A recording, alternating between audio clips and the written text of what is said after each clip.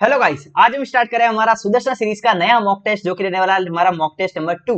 हम लोग क्या कर रहे थे सुदर्शना के अंदर में हम लोग 500 अलग अलग कॉन्सेप्ट को हम लोग पूरा का पूरा करने वाले हैं। सुदर्शना की दो अलग अलग टाइप की हमारे मॉक टेस्ट की सीरीज चल रही है। पहली चल रही है टेलीग्राम के ऊपर में और दूसरी चल रही है यूट्यूब के ऊपर में।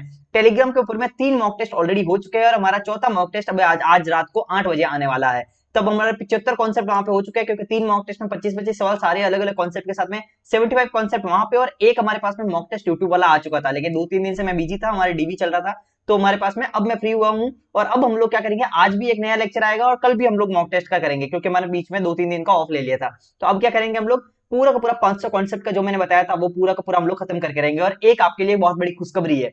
क्या खुशखबरी है कि हमारे पास में आपको पता ही है कि फेस के एग्जाम्स के अंदर में बहुत ज्यादा प्रॉब्लम्स हुई है और नए नए टाइप के सवाल आपके मैथ्स में पूछ लिए गए हैं। जैसे स्टैटिस्टिक के सवाल पूछ लिए गए, प्रोबेबिलिटी के सवाल पूछ लिए गए हैं, उसके बाद में स्टेटमेंट बेस्ड मैथ्स के अंदर में सवाल पूछे जा रहे हैं। तो अब से मैं जो मॉक तैयार करने वाला हूं वो पूरे के पूरे फेस के एग्जाम्स को देखते हुए करने वाला हूं। ठीक है, जो उन्होंने जिस टाइप के सवाल पूछे हैं उस टाइप के सवाल मैं आपको ज्यादा से ज्यादा ऐड करने का ट्राई करूंगा। लेकिन मॉक टेस्ट 2 के अंदर में पिछले वाले पैटर्न के हिसाब से रहेगा। लेकिन आज रात को जो हमारे पास में मॉक टेस्ट आने वाला है टेलीग्राम ग्रुप वाला चौथा मॉक टेस्ट, तो उस मॉक टेस्ट के अंदर में स्टेटमेंट बेस्ड के सवाल रहेंगे। तो जिन लोगों ने हमारे टेलीग्राम ग्रुप को ज्वाइन नहीं किया है वो ज्वाइन कर लीजिए, क्योंकि अब से हम लोग जो करेंगे स्टेटमेंट बेस्ड के सवालों को भी करेंगे, स्टैटिस्टिक को भी करेंगे और प्रोबेबिलिटी को भी करेंगे। ठीक है, तो आज का मॉक टेस्ट के अंदर भी स्टेटमेंट बेस्ड के सवाल रहने वाले हैं जो हमारा टेलीग्राम ग्रुप पे आएगा उसमें। और कल सुबह जो हमारे पास यूट्यूब का भी मॉक टेस्ट 3 आएगा सुदर्शना का, तो वो भी हम लोग करेंगे, उसके अंदर में भी स्टेटमेंट, स्टैटिस्टिक और प्रोबेबिलिटी के सवाल डालने वाला हूं। तो जल्दी से मुझे कमेंट करके बता दीजिए कि आपकी कोई भी डिमांड हो वो मुझे बताइए। और ये मॉक टेस्ट अगर आपने पूरा देख लिया तो मैं पूरे सिलेबस को यहीं पे रिवाइज करवा दूंगा और पूरे डेप्थ के साथ में कॉन्सेप्ट बता बता के। ठीक है, तो हम लोग क्या करेंगे, कॉन्सेप्ट प्लस मॉक दोनों है। आपको वीडियो को पॉज करना है, 1 से 1.5 मिनट आपको लेना है और 1 से 1.5 मिनट के बाद भी अगर आपको सवाल नहीं बनता है तो फिर आपको वो छोड़ देना है और उसके बाद में मेरा कॉन्सेप्ट देखना है। ठीक है, और आपको क्या करना है, कमेंट करके मुझे ये बताना है कि आपके मार्क्स कितने आए। उसके बाद में आपके मार्क्स जितने भी आ रहे हैं, जैसे 25 में से बता दो कि इतने सवाल सॉल्व कर पाया और या फिर 50 में से बता दो कि इतने मार्क्स आ गए। ठीक है, नेगेटिव मार्किंग के साथ में आप मुझे बता दीजिए और पूरा वीडियो को देखना है, A to Z खत्म करना है, मुझे मार्क्स बताना है। ठीक है, चलो अब हम लोग स्टार्ट करते हैं। देखिए ये हमारा जो है, जो हमारे मॉक टेस्ट की सीरीज चलिए सुदर्शना की, वो हमारा एसएससी सीजीएल सीएचएसएल सीपीओ 2025 जो होने वाले हैं उनको टारगेट करते हुए हैं और मैथ्स के लिए। और ये हमारा मॉक टेस्ट नंबर 2 है। पेपर में जो हमारे पास सवाल आने वाले हैं उसी टाइप के हमारे पास पैटर्न रहने वाले हैं। ये हमारा मॉक टेस्ट नंबर 2। ठीक है, और हमने पहला वाला आप खत्म कर लिया और ये हमारा दूसरा है और बाकी सब भी हम लोग लेके आ जाएंगे। 10 मॉक टेस्ट का मैंने वादा किया था और मैं लेके आके रहूंगा। ठीक है, और आगे जो लेक्चर आएंगे जो भी मॉक टेस्ट 3 के बाद से, जो हमारे पास यूट्यूब वाले सुदर्शना के मॉक टेस्ट 3 के बाद में, तो वो हम लोग क्या करेंगे, पूरा का पूरा हमारे नए पैटर्न के साथ में हम लोग करने वाले हैं। ठीक है, चलो अब हम लोग करते हैं टारगेट स्कोर। जो भी लेक्चर लेके आया तो 50 आउट ऑफ 50, मेंस के अंदर में 90 आउट ऑफ 90 और मेरे जो ऑलरेडी मार्क्स रहे हैं वो मैथ्स के अंदर में 90 आउट ऑफ 90 रहे हैं सीजीएल मेंस के अंदर में। ठीक है, तो आपको क्या करना है, जितना मैं बताऊं उस हिसाब से करते जाना है। और एक चीज और, चैनल को अगर आपने सब्सक्राइब नहीं किया तो वो कर लीजिए, क्योंकि इस चैनल के ऊपर में जो वन शॉट सीरीज चल रही है, सुदर्शना सीरीज चल रही है, पीवाईक्यू की सीरीज चल रही है, सारे के सारे बहुत इंपॉर्टेंट है और सारे फ्री है। ठीक है, तो आपको क्या करना है, और कमेंट करके अपने मार्क्स बता दो और वीडियो को पॉज कर करके आप सवालों को करने का ट्राई जरूर करना, मूवी मत बनाना, नहीं तो कोई फायदा नहीं होगा। ठीक है, चलो अब हम लोग स्टार्ट करते हैं। 1 से 25 तक हिंदी मीडियम वाले हिंदी में पढ़ लेना, इंग्लिश मीडियम वाले इंग्लिश में पढ़ लेना। मैं कभी हिंदी कभी इंग्लिश में पढ़ता रहूंगा। चलिए, the price of oil is increase by the 20%, 20% से प्राइस इंक्रीज हो गया। हाउएवर इट्स कंजप्शन, कंजप्शन मतलब खपत, खपत इसकी क्या हुई, डिक्रीज हो गई है 8 से 1/3%। What is the percentage increase और decrease in the expenditure of it. तो एक्सपेंडिचर में आपको इंक्रीज और डिक्रीज आपको पूछा हुआ है। एक्सपेंडिचर में देखिए सबसे पहले आपके पास में क्या है, एक सेकंड ना, देखिए एक्सपेंडिचर में आपको क्या पूछा है कि एक्सपेंडिचर में आपको इंक्रीज या डिक्रीज पूछा है। पहले तो आपको फॉर्मूला पता होना चाहिए कि एक्सपेंडिचर का जो फॉर्मूला है, एक्सपेंडिचर बराबर क्या होता है, प्राइस इनटू कंजप्शन। ठीक है, आपके मान लो कि भाई 2 किलो आपने चावल खा लिया है, 2 किलो चावल खा लिया और 1 किलो चावल की आपके पास में प्राइस आपको दी हुई है, तो आपका पूरा एक्सपेंडिचर खपत कितनी होगी, तो आपका जितना 2 किलो का और 1 किलो की रेट आपका मल्टीप्लाई कर दोगे। जैसे 15 रुपए किलो है तो 15 इंटू 2 30 हो जाएगा। तो वही वाला चीज है, एक्सपेंडिचर बराबर प्राइस इंटू कंजप्शन। तो अब मुझे बताइए कि प्राइस के अंदर में कितना चेंजेस है। प्राइस के अंदर में 20% का हमारे पास में, the price of the oil is increase by the 20%। 20% का मतलब 1/5, तो मतलब 5 के ऊपर में 1 का बढ़त, 5 के ऊपर 1 की बढ़त, मतलब हमारे पास में प्राइस में कितना हो गया, 6/5 हो गया। इनटू कंजप्शन, कंजप्शन हमारे पास में 8 से 1/3% डिक्रीज हुआ है। अब मुझे बताओ 8 से 1/3% कितना होता है, वो होता है 1/12। ठीक है, 1/12 हमारे पास फ्रैक्शन में वैल्यू होती है, तो मतलब हमारे पास में 12 पे 1 की कमी आई है क्योंकि डिक्रीज बोला है और हमारे पास ये तो इंक्रीज बोला था। तो कंजप्शन में 12 से 1 की हमारे पास में कमी आई, तो मतलब 11/5, 11/12 हो गया है। ठीक है, तो हमारे पास एक्सपेंडिचर के अंदर आ जाएगा। ये हम लोग किससे करें, ये हम लोग सीरीज मेथड से कर रहे हैं। यही चीज को रेशियो से भी कर सकते हैं, जैसे 5/6 लिख दिया, ये हमारा बढ़ गया, 12/11 लिख दिया तो ये हमारा घट गया, तो फिर हम लोग मल्टीप्लाई कर सकते हैं। तो ये भी हमारा रेशियो मेथड है। कोई बड़ी बात नहीं है, दोनों में से किसी में भी करो। 6 दूनी 12, 11/10। तो मतलब एक्सपेंडिचर क्या हुआ है, 10 से 11 हो गया है, मतलब कि हमारे पास में 1 की इंक्रीज हो गई है, 1/10 का इंक्रीज हो गया। तो हमारे पास में कितना होता है 1/10 का इंक्रीज, 10%। 1/10 मतलब क्या होता है 10%। तो ये आप इससे भी कर सकते हो, तो क्या होगा 6 दूनी 12, 10 की चीज 11 हो गई है, 10 से 11 मतलब +1 का इंक्रीज हो गया, तो ये हमारे पास 1/10 हो गया। ठीक है, चलो ये हो गया पहला सवाल। आपको पॉज कर करके खुद से करने का ट्राई करना है, अगर नहीं करोगे तो कोई मतलब नहीं है। If 3 altitudes of a triangle is in the ratio of the 3:4:5 then the triangle is, ठीक है, देन द ट्रायंगल इज। और हाँ, पिछले वाले सवाल को एक और चीज से भी कर सकते हो आप, पिछले वाले सवाल को एक और तरीके से कर सकते हो, जैसे ये हमारा सीरीज मेथड से हो गया, ये हमारा रेशियो मेथड से हो गया, और सक्सेसिव मेथड से भी कर सकते हो। सक्सेसिव मेथड क्या है, 20%। देखो जब भी कोई दो चीजें मल्टीप्लाई में हो और हमारे पास इसका हमारे पास पूछे चेंज, मतलब कि दोनों मिला के पूछे और बीच में मल्टीप्लीकेशन हो, तो हम लोग वहां पे सक्सेसिव लगा सकते हैं। जैसे मान लो कि हमारे पास में कोई बोले कि भाई कि जैसे f बराबर है a इंटू बी इंटू सी, तो अगर ए में कुछ चेंजेज हो, बी में कुछ चेंजेज हो और सी में कुछ चेंजेज हो, तो तीनों को मिला के आप एफ में पूछे कि एफ में कितना चेंजेस हुआ, तो तीनों का सक्सेसिव कर सकते हो। जैसे 20% और हमारे पास में 8 से 1/3% का सक्सेसिव कर सकते हो, लेकिन ये सक्सेसिव से हार्ड पड़ जाएगा। ठीक है, तो 8 से 1/3% का इन दोनों का सक्सेसिव कर सकते हो। जैसे क्या होता है सक्सेसिव, मतलब क्या होता है A plus B plus A B upon 100। फिर हम लोग अगर a plus B plus A B upon 100 लेते हैं, तो हम लोग क्या करते हैं, डिक्रीज बोले तो माइनस करना है और इंक्रीज बोले तो प्लस लेना है। ये चीज ध्यान रखना, और इस तरह से हम लोग निकाल सकते हैं, तो वो भी कर सकते हो। अब ये चलो, if 3 altitude of a triangle is in the ratio of the 3:4:5 then the triangle is। अब देखो ट्राइंगल बोल रहा है कि हमारे पास एक्यूट होगा कि राइट एंगल। देखो हिंदी के अंदर में ये नहीं लिखा है, एक्यूट मतलब होता है न्यूनकोण त्रिभुज, और हमारे पास राइट एंगल मतलब समकोण त्रिभुज, एब्ट्यूस मतलब अधिक कोण हमारे पास, इक्विलेटरल हो गया मतलब समबाहु त्रिभुज। ठीक है, तो ये हम लोग को पूछा है। अब मुझे एक बात बताओ कि अगर एल्टीट्यूड 3:4:5 के अंदर में है, एल्टीट्यूड से दिया हुआ है और हमारे पास बोला है त्रिभुज कौन सा है, तो एल्टीट्यूड से हम लोग नहीं फाइंड कर सकते, हम लोग को पहले साइड ट्राइंगल की साइड्स देखनी पड़ेगी, साइड्स क्या है, क्योंकि एल्टीट्यूड दिया है। तो हमारे पास में एक रिलेशन होता है A ratio B ratio C बराबर क्या होता है, जैसे साइड्स का रेशियो क्या होता है 1/h1 ratio 1/h2 ratio 1/h3। जो हमारे पास एल्टीट्यूड का रेशियो रहता है उसका उल्टा हमारे पास में साइड्स का रेशियो रहता है, ये हमारे पास फॉर्मूला होता है। तो हमारे पास में क्या हो गया 1/3 रेशियो 1/4 रेशियो 1/5। तो अब हम लोग को A ratio B ratio C निकालना, तो हम लोग क्या करते हैं एलसीएम से मल्टीप्लाई कर देते हो, थोड़ा इजी बन जाएगा। एलसीएम क्या होगा 60, 5 4 3 का एलसीएम 60 हो जाएगा। 60/3 क्या होगा हमारे पास हो गया 20 3 60, ये हो जाएगा, ये हमारे पास 15 जगह 60 और ये हमारे पास गया 12।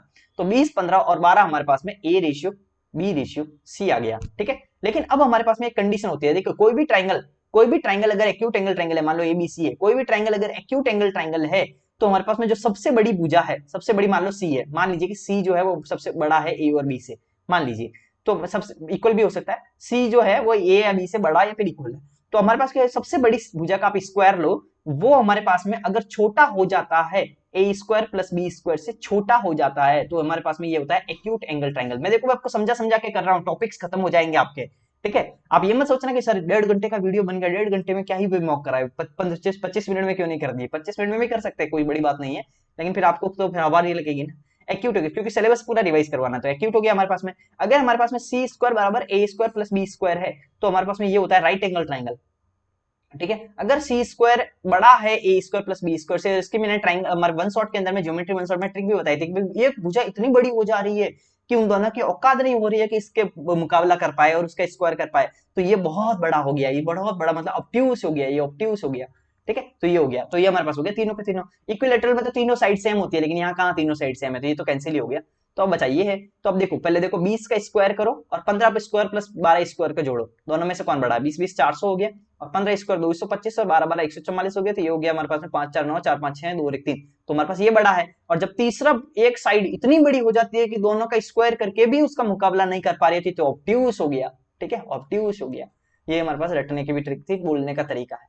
ठीक है, चलो आगे। A chord AB of a circle C1 of C1 और C2 दो हमारे पास में क्या है सर्कल्स हैं, उसकी AB एक कॉर्ड है जो कि ऑफ रेडियस हमारे पास में इतना है, touches a circle C2 which is concentric to the C1 if the radius of the C2 is इतना the length of the AB is। तो अब ये क्या बोल रहा है कि एक हमारे पास में कितना गंदा बनाया, एक हमारे पास में C1 सर्कल है, ठीक है, एक हमारे पास में कोसेंट्रिक का, एक हमारे पास C2 सर्कल है।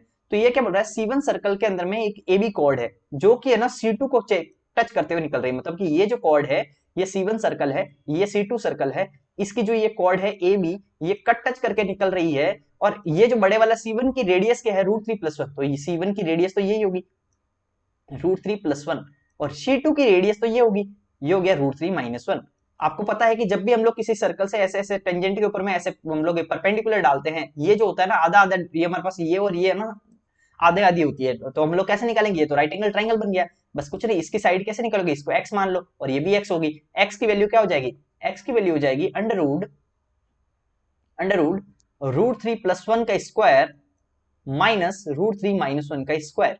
यही होगा ना हाइपोटेन्यूज का हमारे पास में पाइथागोरस थ्योरम लगा दी, बस कुछ नहीं होगा। अब a + b का स्क्वायर माइनस a - b का स्क्वायर क्या होता है?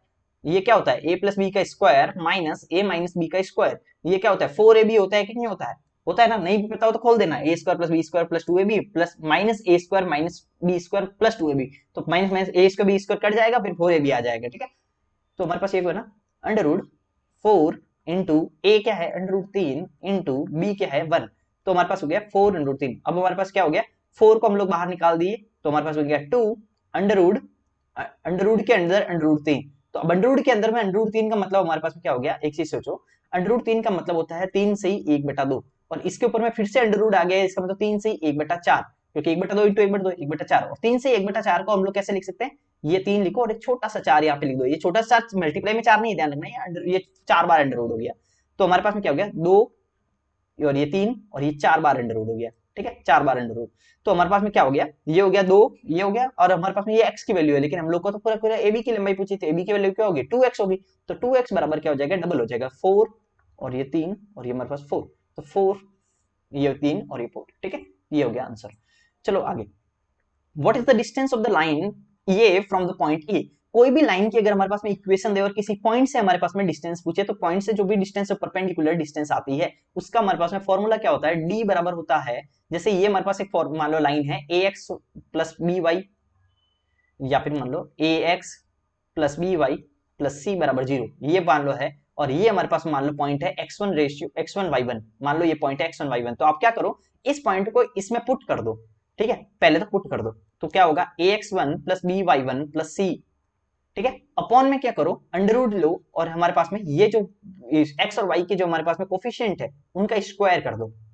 ठीक है, और अंडर रूट के अंदर में इस तरह से लिख दो, तो ये हमारे पास डिस्टेंस का फॉर्मूला होता है। ठीक है, ये तो कुछ नहीं करना, बस इसमें वैल्यू पुट करनी है। वैल्यू पुट करोगे क्या होगा? 7 × 3, x की वैल्यू ये हो जाएगी और y की वैल्यू दूसरी वैल्यू हो जाएगी। 7 × 3 - 24 इंटू y की वैल्यू हो जाएगी -2 प्लस 151 बटा अंडर रूट के अंदर में a² + b²। a² क्या होगा? जो कोफिशिएंट होंगे, कोफिशिएंट तो 7 और 24 थे, तो 7 का स्क्वायर प्लस -24 है, ध्यान रखना -24 का स्क्वायर, तो इस स्क्वायर में तो हट जाएगा, और 7 और 24 और 25, तो ये हमारे पास में क्या होता है? 7 24 25 क्या होता है? ट्रिपलेट होते हैं, तो ये हो गया 7 × 21 माइनस माइनस प्लस 24 दूना 48 प्लस ये हो जाएगा 151। ये 3 है, ध्यान रखना ये 3 है, ये 8 नहीं है। ठीक है, ये 3 है।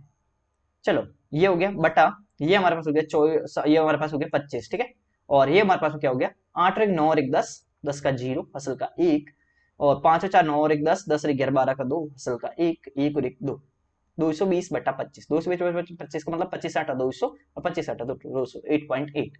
ये हो गया खत्म। ठीक है, समझ में आ गया ना ये कैसे आया? एकदम ध्यान रखना कि परपेंडिकुलर का फॉर्मूला ये होता है। चलो आगे, a cylinder can whose a cylinder can a can है, अच्छा, एक cylinder can whose base is horizontal and is of the internal radius is 3.5 centimeter contains sufficient water so that when a solid sphere is placed inside it, water just covers the sphere.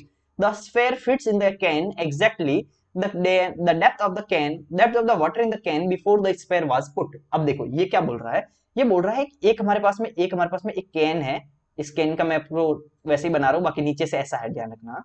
तो एक can है, ये can में क्या मान लो कि ऐसा कुछ पानी है, इस पानी में क्या किया कि एक बॉल डाल दिया, बॉल मतलब एक हमारे पास इससे बॉल डाल दिया। तो इसके कैन के बॉल डालने के बाद में क्या हुआ, जैसे कि ये मान लो ऐसे ही बना रहा हूं, ऐसा एक मैंने बॉल डाल दिया। इस बॉल को डालने के बाद में क्या हुआ कि ये जो पानी है ना, वो पानी ऑब्वियसली चीजें ऊपर उठेगा, लेकिन वो इतना ऊपर उठा कि एग्जैक्ट इसके बराबर आ गया, एग्जैक्ट इसके बराबर आ गया। तो पानी तो यहाँ कहीं भरा होगा, यहाँ कहीं भरा होगा चारों ओर, इस बॉल के अलावा जहां भी जगह है वो भर गया होगा। तो कहने का मतलब ये जो पानी है और ये जो पानी है वो तो ऑब्वियसली बराबर ही है, पानी को कुछ थोड़ी, ये बोल रहा है एग्जैक्टली जैसे ही बॉल डाला तो एग्जैक्टली बॉल को डुबा दिया, इतना पानी है। तो बताओ कि यहाँ पे बॉल डालने से पहले कितना पानी था, तो ये h निकालना है आपको। तो आराम से निकाल दोगे। कैसे निकालोगे, इसमें जो पानी का वॉल्यूम है और इसमें जो पानी का वॉल्यूम है वो बराबर कर दो। इसमें पानी का वॉल्यूम क्या होगा, इसमें पानी का वॉल्यूम होगा, पहले तो बेलन का हमारे पास में जो सिलेंडर है उसका वॉल्यूम क्या होगा, पाई आर स्क्वायर एच। तो pi r square h, h मतलब ये वाला एच, ये वाला एच, एच को मैं थोड़ा एच वन लिख देता हूँ, इसको एच वन लिख देते हैं क्योंकि ये एच और ये एच अलग है, ध्यान रखना। पाई आर स्क्वायर एच वन, फिर माइनस इसमें से क्या करोगे, बॉल का वॉल्यूम, बॉल का वॉल्यूम क्या होगा, 4/3 पाई आर क्यूब। ठीक है, और दोनों की आर सेम होगी, ध्यान रख लेना, क्योंकि जो हमारे पास में रेडियस है ना, गेंद की रेडियस है आर, तो वही तो सिलेंडर की भी रेडियस है, तो रेडियस सेम होगी, ध्यान रखना, अलग अलग नहीं होगी। बराबर क्या होगा, बराबर क्या होगा, ये तो पानी का वॉल्यूम हो गया, क्योंकि टोटल में से बॉल का वॉल्यूम घटा दूं तो हमारे पास पानी का है, पानी का इसमें से देख लो कितना हुआ, पानी का इसमें से पाई आर, क्योंकि आर तो सेम है, पाई आर स्क्वायर एच, ये हो गया पाई पाई पाई, ये तो सब कैंसिल हो गया, r square r square r square r square, और ये आर में से ये आर बचेगा, ध्यान रखना यहाँ पे आर बचेगा। अब हम लोग करते हैं H1। अब हमारे पास क्या बना, 3.5 सेंटीमीटर की रेडियस है, तो 3.5 सेंटीमीटर का अगर रेडियस है तो हम बताओगे ये भी 3.5 और ये भी 3.5, तो ये तो हो गया 7, तो H1 की वैल्यू 7 आ गई, क्योंकि पूरा पूरा 3.1 है ना, 3.5 है, तो ये H1 की वैल्यू आ गई 7। 7 माइनस 4/3 इंटू ये आर, आर हमारे पास कितना बचा 3.5, 3.5 को हम लोग लिख देते हैं 7/2, थोड़ा इजी रहता है।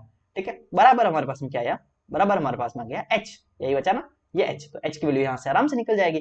कैसे निकलेगी, करते हैं, पॉइंट में आ रहा है क्या, अच्छा ये से करेंगे, 3 दूनी 6, 7 42, 42 माइनस ये थोड़ा काट देते हैं ना, 2 से काट दो, तो ये क्या बना 7 21 में से 7 दूनी 14, 21 में से 14 गया तो हमारे पास कितना बना 6 और 1 7, 7 बचा 7/3, ये हो गया h, h हो गया 7/3। ठीक है, बाकी तो कुछ नहीं बचा ना, 2 2 2 दूनी 4, 7 दूनी 14 और 3 7 21 में से 14 गया तो ये हो गया 7 4 11, तो ये हो गया 7 7/3। ठीक है, तो h बराबर आ गया हमारे पास 7/3, और ये हमारे पास में आंसर आ गया। कहीं भी हल्का फुल्का कैलकुलेशन हो ना, वैसे तो सही किया है, कैलकुलेशन कभी हो तो कैलकुलेशन एक छोटा सा चीज है, कॉन्सेप्ट पे ध्यान दिया करो, कैलकुलेशन तो आप कर लोगे, छोटा चीज मतलब आपको प्रैक्टिस करनी है, बाकी ध्यान रखना कि सही कर देना। चलो बाकी तो मैंने सही कर दिया है, आगे देखो 16x², ये हमारे एसएससी में बहुत ज्यादा पूछा गया सवाल है इस टाइप का। तो देखो क्या बोलता है, 16x² plus 9y² plus 4z² बराबर इतना है -61, then the value of the xy plus 2z है, तो इसकी वैल्यू निकालने के लिए आपको xy z की वैल्यू निकालनी होगी, और xy z की वैल्यू इस एक इक्वेशन से आपको निकालनी है तीनों वेरिएबल की वैल्यू। तो वो तो बड़ी प्रॉब्लम है, तीन एक इक्वेशन से 3 की वैल्यू नहीं निकलती है, लेकिन यहाँ निकल पाएगी, क्योंकि यहाँ पे है ना बड़ा चीज दी हुई है, यहाँ पे क्या है प्रॉब्लम बताता हूँ, बेसिक भी बता सकते हैं लेकिन ट्रिक बताऊंगा मैं भी, पहले थोड़ा सा मैं हल्का सा बेसिक आइडिया दे देता हूँ। क्या होता है कि जब भी हमारे पास मान लो x माइनस ए का square plus y minus b का square plus z minus c का स्क्वायर बराबर हमारे पास में मान लो 0 है, तो मुझे बताओ कि एक्स वाई जेड की वैल्यू क्या है, यहां से आप निकाल सकते हो क्या। एक चीज बताता हूँ, ऐसा अगर कोई इक्वेशन है तो यहाँ पे एक्स वाई जेड की वैल्यू क्या होगी, एक्स की वैल्यू ए होगी, वाई की वैल्यू बी होगी और जेड की वैल्यू सी होगी, क्यों होगी ये बताता हूँ। अब देखो कोई भी अगर हमारे पास में ये स्क्वायर है, स्क्वायर तो ये पॉजिटिव नंबर होगा कि नहीं होगा, होगा, ये भी स्क्वायर है तो नेगेटिव तो हो ही नहीं सकता, तो ये भी पॉजिटिव होगा और ये भी पॉजिटिव होगा। तो जब 3 पॉजिटिव नंबर जुड़ रहे हैं तो 0 कैसे हो सकता है, नहीं हो सकता है, क्योंकि 3 पॉजिटिव नंबर कभी भी 0 नहीं हो सकता ना, तो इसका मतलब इसके 0 होने के लिए एक ही कंडीशन है, वो है कि इसको भी 0 होना पड़ेगा, इसको भी 0 होना पड़ेगा और इसको भी 0 होना पड़ेगा, नहीं तो ऑब्वियसली है कि 0 हो ही नहीं सकता, क्योंकि अगर 0 होना है तो या तो किसी चीज को नेगेटिव होना पड़ेगा ताकि 2 -2 करके 0 बन जाए, लेकिन यहाँ नेगेटिव का तो चांस ही नहीं है, तो 0 0 होने पड़ेंगे। अगर तीनों 0 है तो x माइनस ए का स्क्वायर भी 0 है, तो x माइनस ए का स्क्वायर 0 है तो x बराबर a आएगा, स्क्वायर हटा दोगे और ये x बराबर है, तो सेम टू सेम कंडीशन सबके लिए, तो y भी a b आएगा और z भी c आएगा। तो ये जो पैटर्न है, एक ही इक्वेशन है फिर भी हम लोग ने तीनों वेरिएबल की वैल्यू निकाल दी, तो सेम पैटर्न है ना यहाँ पे बनता है। अब बनता कैसे है, ये है ना कुल मिला के जो 61 दिया है ना, ये 61 दिया है ना, तो इस 61 का भी कुछ एक सेकंड ना रिकॉर्ड हो रहा है ना, हाँ ये 61 का भी कुछ वैल्यू है, मतलब है यहाँ पे 61 को भी तोड़ते हैं ना, तो यहाँ पे ये सब जमाओगे ना, अगर आप ऐसा करोगे कि 16x² और इधर में से 24x को मैं इधर भेजूंगा -24x, तो अब इसको स्क्वायर बनाने के लिए हम लोग क्या करेंगे, 4 × 16 हो रहा है, तो इस टाइप से हम लोग यहाँ पे भी कुछ है ना अब लोग जोड़ देंगे और घटा देंगे, और वो यहाँ पे 61 आएगा। तो तीनों में अगर आप कुछ भी जोड़ोगे घटाओगे ना तो वो 61 ही आएगा, उन सबका जोड़ मिला के जो भी है हम लोग को कुल मिला के इस फॉर्म में इससे लेके आना है, स्क्वायर बना के लेके आना है, तो इस टाइप से फिर हम लोग क्या करते हैं एबीसी आ जाता है, लेकिन इतना हम लोग को करना नहीं है एग्जाम के अंदर में। अब मैं आता हूँ सीधे ट्रिक के ऊपर में, ठीक है, आपको मैंने बता दिया कुल मिला के स्क्वायर का पैटर्न बनता है, ध्यान रख लेना। आपको अब आता है ट्रिक में, तो जब भी आपको इस टाइप का कोई पैटर्न दिखे तो आपको क्या करना है, जब भी आपको बोले कि x² y² z² आया और इधर में x y z आया, तो आप क्या करो, ये सब बाकी कुछ भी है सब कुछ भूल जाओ, आपको सिर्फ ये देखना है कि x² और x पे फोकस करना है, कर दिया फोकस। अब आपको क्या करना है कि ऐसा पैटर्न बनाना है एक्स वाई जेड के अंदर में, एक ऐसा पैटर्न बनाना है कि x square y square z square तो सारे इधर रहे और एक्स वाई जेड सारे इधर रहे, पहली बात तो। बाकी इसको लेने, इसको छोड़ दो, इसको लेने दो, गोली मारो इसको, ठीक है, सिर्फ इस पे फोकस करो, इनको इसको इधर रखो, इसको इधर रखो, इतना कर लिया। अब क्या करो कि ब्रैकेट के बाहर ना दो रखो, क्या दो, ये दो रखो, ठीक है, ब्रैकेट के बाहर, बाकी सब अंदर भेज दो। हमेशा ब्रैकेट के बाहर दो रखना है, अगर दो नहीं रखोगे तो हमारे पास में आंसर नहीं आएगा। तो हमारे पास अंदर क्या बचा, 12x minus 12y plus 12z, ठीक है, माइनस 61, ये आएगा नहीं, इधर वाला तो सेम ही है, ठीक है। तो हमारे पास में क्या, बाहर में दो रख दिया, बाकी सब अंदर भेज दिया।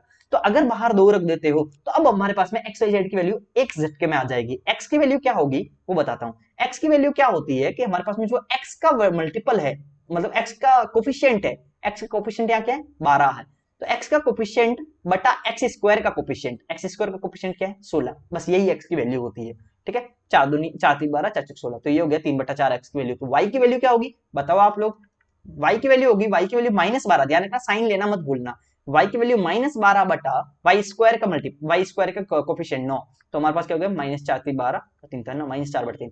जेड की वैल्यू, चलो जेड की वैल्यू क्या होगी, 12 बटा जेड स्क्वायर का कोफिशिएंट हो गया 4 4 3 12, तो ये हो गया 3। इतना समझ में आया कि नहीं आया, लेकिन एक चीज ध्यान रखना, हमेशा बाहर दो होना चाहिए, अगर दो नहीं है, अगर दो नहीं है तो दो बनाओ, ऊपर नीचे दो का मल्टीप्लाई करके सब अंदर भेज दो, लेकिन बाहर दो रखो, बाकी सब अंदर भेज दो, कर सकते हो ना। जैसे मान लो कि ऐसा लिखा होता 3x minus Y plus Z, अब बोलो कि दो कैसे लाते बाहर, आपके मन में आ सकता है ना सर अब दो कैसे लाऊं, दो तो है ही नहीं यहाँ पे। तो दो को लाने के लिए कुछ मत करो, दो का मल्टीप्लाई कर दो, दो का डिवाइड कर दो और 3/2 को अंदर भेज दो, ठीक है, तो 3/2x कर दो। तो इस टाइप से थोड़ा बहुत है ना, बुद्धि लगाओ, इतना तो मैथ्स आता होगा, ठीक है। चलो आगे, तो ये हो गया हमारे पास ये। अब सीधा सीधा वैल्यू पुट करो, x की वैल्यू क्या होगी 3/4, y की वैल्यू क्या होगी -3 -4/3 प्लस 2z मतलब 3 दूनी 6, तो हो गया 6, 3 से 3 कट गया और 4 से 4 कट गया, ये -1 प्लस 6, तो ये हो गया 5, ठीक है, समझ आ गया। चलो आगे चलते हैं। From an aeroplane flying above a river, river के ऊपर में एक एरोप्लेन फ्लाई कर रहा है at an altitude of the 1200 metre, 1200 metre के एल्टीट्यूड पे एक फ्लाई कर रहा है हमारे पास में aeroplane. It is observed that the angle of the depression of the opposite following points on the two banks of a river are 30 degree and 6 theta. तो हमारे पास क्या बोल रहा है, एक एरोप्लेन फ्लाई कर रहा है, तो हमारे पास में दो किनारे हैं यहाँ पे, एक के ऊपर में 30 डिग्री बन रहा है, एक के ऊपर में 30 डिग्री बन रहा है और एक के ऊपर में थीटा बन रहा है, ठीक है, थीटा बन रहा है। अब क्या बोल रहा है, if the width of the river is the 3000, तो हमारे पास रिवर की विड्थ दे रखी है 3000, then which of the which one of the following, अब देखो थीटा का हमारे पास में ये दिया हुआ है, अब सोचो कि ये 1200 दिया है और ये हमारे पास 3000 दिया है, ये पूरा चौड़ा, तो हमें 1200 और 3000 को लेने की जरूरत नहीं होती है। क्यों नहीं लेनी होती है, क्योंकि ये तो थीटा की रेंज दी है। हम लोग अगर उसी रेशियो में अगर हम लोग चीजों को कम करते हैं तो समकोण त्रिभुज में कोई भी दिक्कत नहीं आती है, राइट एंगल ट्राइंगल में। तो हमारे पास क्या हुआ, 1200 को हम लोग 1200 ना लेके 1200 और 3000 का रेशियो ले सकते हैं, जिससे भी आंसर सेम ही आने वाला है। 0 से 0 कट गया, 6 से काट दो तो 6 दूनी 12, 6 बजान 30, तो ये हो गया। ये हमारे पास में 2 आ गया, क्योंकि ये हाइट हमारे पास 1200 दी थी, तो ये 2 आ गया और टोटल हमारे पास में 5 आ गया। टोटल हमारे पास में क्या गया, 5 आ गया, क्योंकि अल्टीमेटली थीटा की रेंज देखनी है, बाकी तो कुछ देखना नहीं है। तो अगर ये आ गया 5, अब मुझे एक बात बताओ कि 30 डिग्री होता है ना, 30 डिग्री, तो 30 डिग्री होता है तो हमारे पास में ये मैंने बताया था कि एक हमारे पास जब भी 30 डिग्री होता है तो इसका वो क्या बोलते हैं हमारे पास में साइड का रेशियो क्या होता है, 1 √3 और 2 होता है, ऐसे ही होता है ना। और 60 डिग्री जब भी होता है, ये क्या बना दिया मैंने, 60 डिग्री जब भी होता है तो हमारे पास में क्या होता है, ये √3 होता है, ये 1 होता है। रटने का भी क्या ट्रिक है, 30 डिग्री है मतलब 30 के सामने तो छोटा होगा, 60 ये 60 बचेगा तो 60 के सामने बड़ा होगा, छोटा मतलब 1 और √3 में से छोटा कौन सा है, 1 वाला है, और 60 मतलब बड़ा होगा, तो इन दोनों से बड़ा कौन है, √3, तो जब हम बड़ा वाले के सामने बड़ी भुजा आती है ना तो √3 आती है, ये तो 2 ही रहेगा, तो ये हो गया। ये आपको रेशियोस पता है ना। और ये हमारे पास एक और बता देता हूँ, जैसे 120 डिग्री है तो हमारे पास में ये 1 और √3 होता है, ये सब हो गया। और कौन सा रेशियो होता है, एक हमारे पास में ये रेशियो होता है, अगर हमारे पास ये है, ये एक है, ये एक है, तो ये √2 होता है, 45 डिग्री अगर हो। तो कुल मिला के ये सब चीजें आपको याद रखनी है, हाइट एंड डिस्टेंस के अंदर में ये रेशियोस काम आएंगे, ठीक है, बाकी सबको छोड़ देना है। अब आप सोचो, ये हमारे पास में क्या होता है, √3 होता है, तो ये 1 होता है तो ये √3 होता है, लेकिन ये तो 2 है तो ये भी 2 √3 होगा, ये 2 है तो ये भी 2 √3, 2 होगा ना, 2 √3। बस कुछ नहीं करना, बस इतना सा करना है। तो कहने का मतलब क्या हुआ, अगर ये कहने का मतलब अगर ये 2 है तो ये 2 √3 होगा, ठीक है, डायरेक्ट रेशियो से आ गया। अब अगर ये 5 है और ये 2 √3 है तो क्या होगा, 5 - 2 √3, ये होगा 5 - 2 √3। तो अब थीटा की वैल्यू क्या आएगी, थीटा बराबर हमारे लोग कैसे निकालेंगे, टेन थीटा बराबर आ जाएगा 2/5 - 2 √3, ये होगा ना। अब हम लोग ऊपर नीचे मल्टीप्लाई कर देते हैं 5 + 2 √3 से, 5 + 2 √3 बटा 5 + 2 √3, ठीक है। तो अब हमारे पास में ये वैल्यू कितनी आ जाएगी, 5 दूनी 10 प्लस 4√3 बटा 5 25 2 दूनी 4 4 12, ये है ना 5 25 25 माइनस 2 दूनी 4 4 12, ये हो गया 12। बस कुछ नहीं करना अभी हमारे पास। अब देखो 10 प्लस 4√3 को हम लोग क्या लिखते हैं 1.732 है ना, 1.7 ही लेते हैं थोड़ी देर।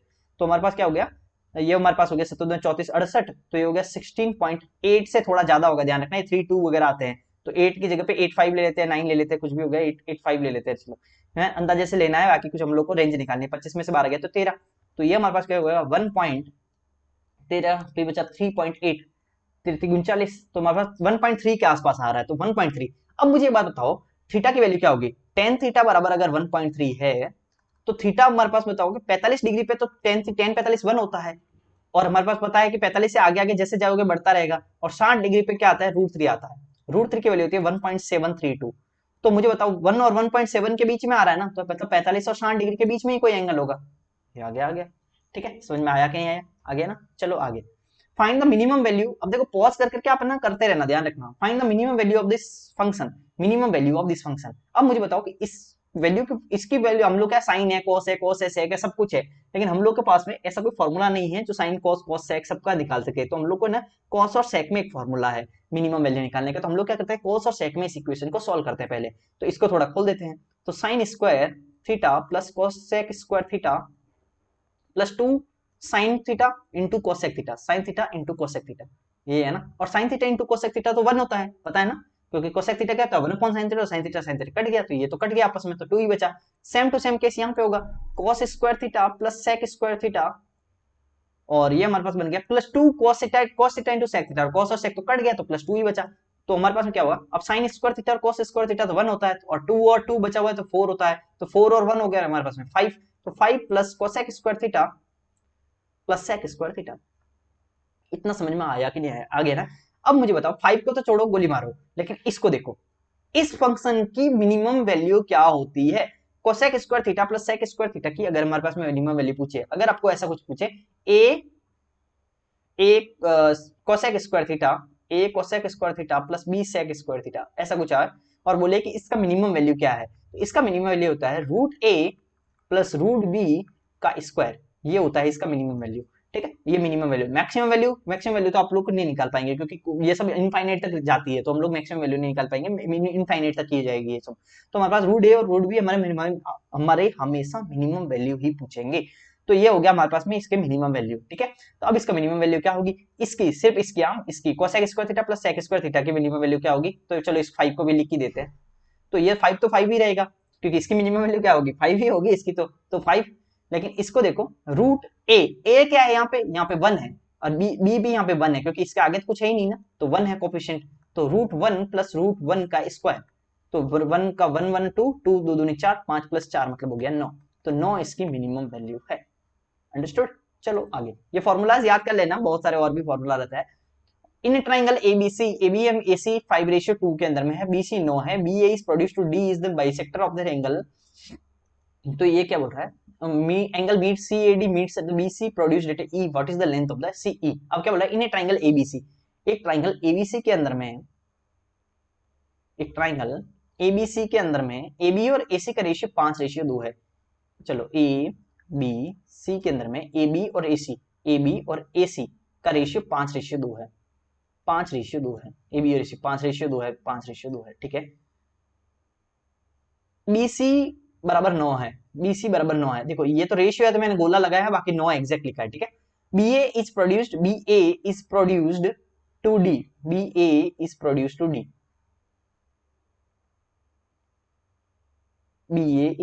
डी, तो BA is produced to D, तो डी कर दिया ये। And the bisector of the angle CAD,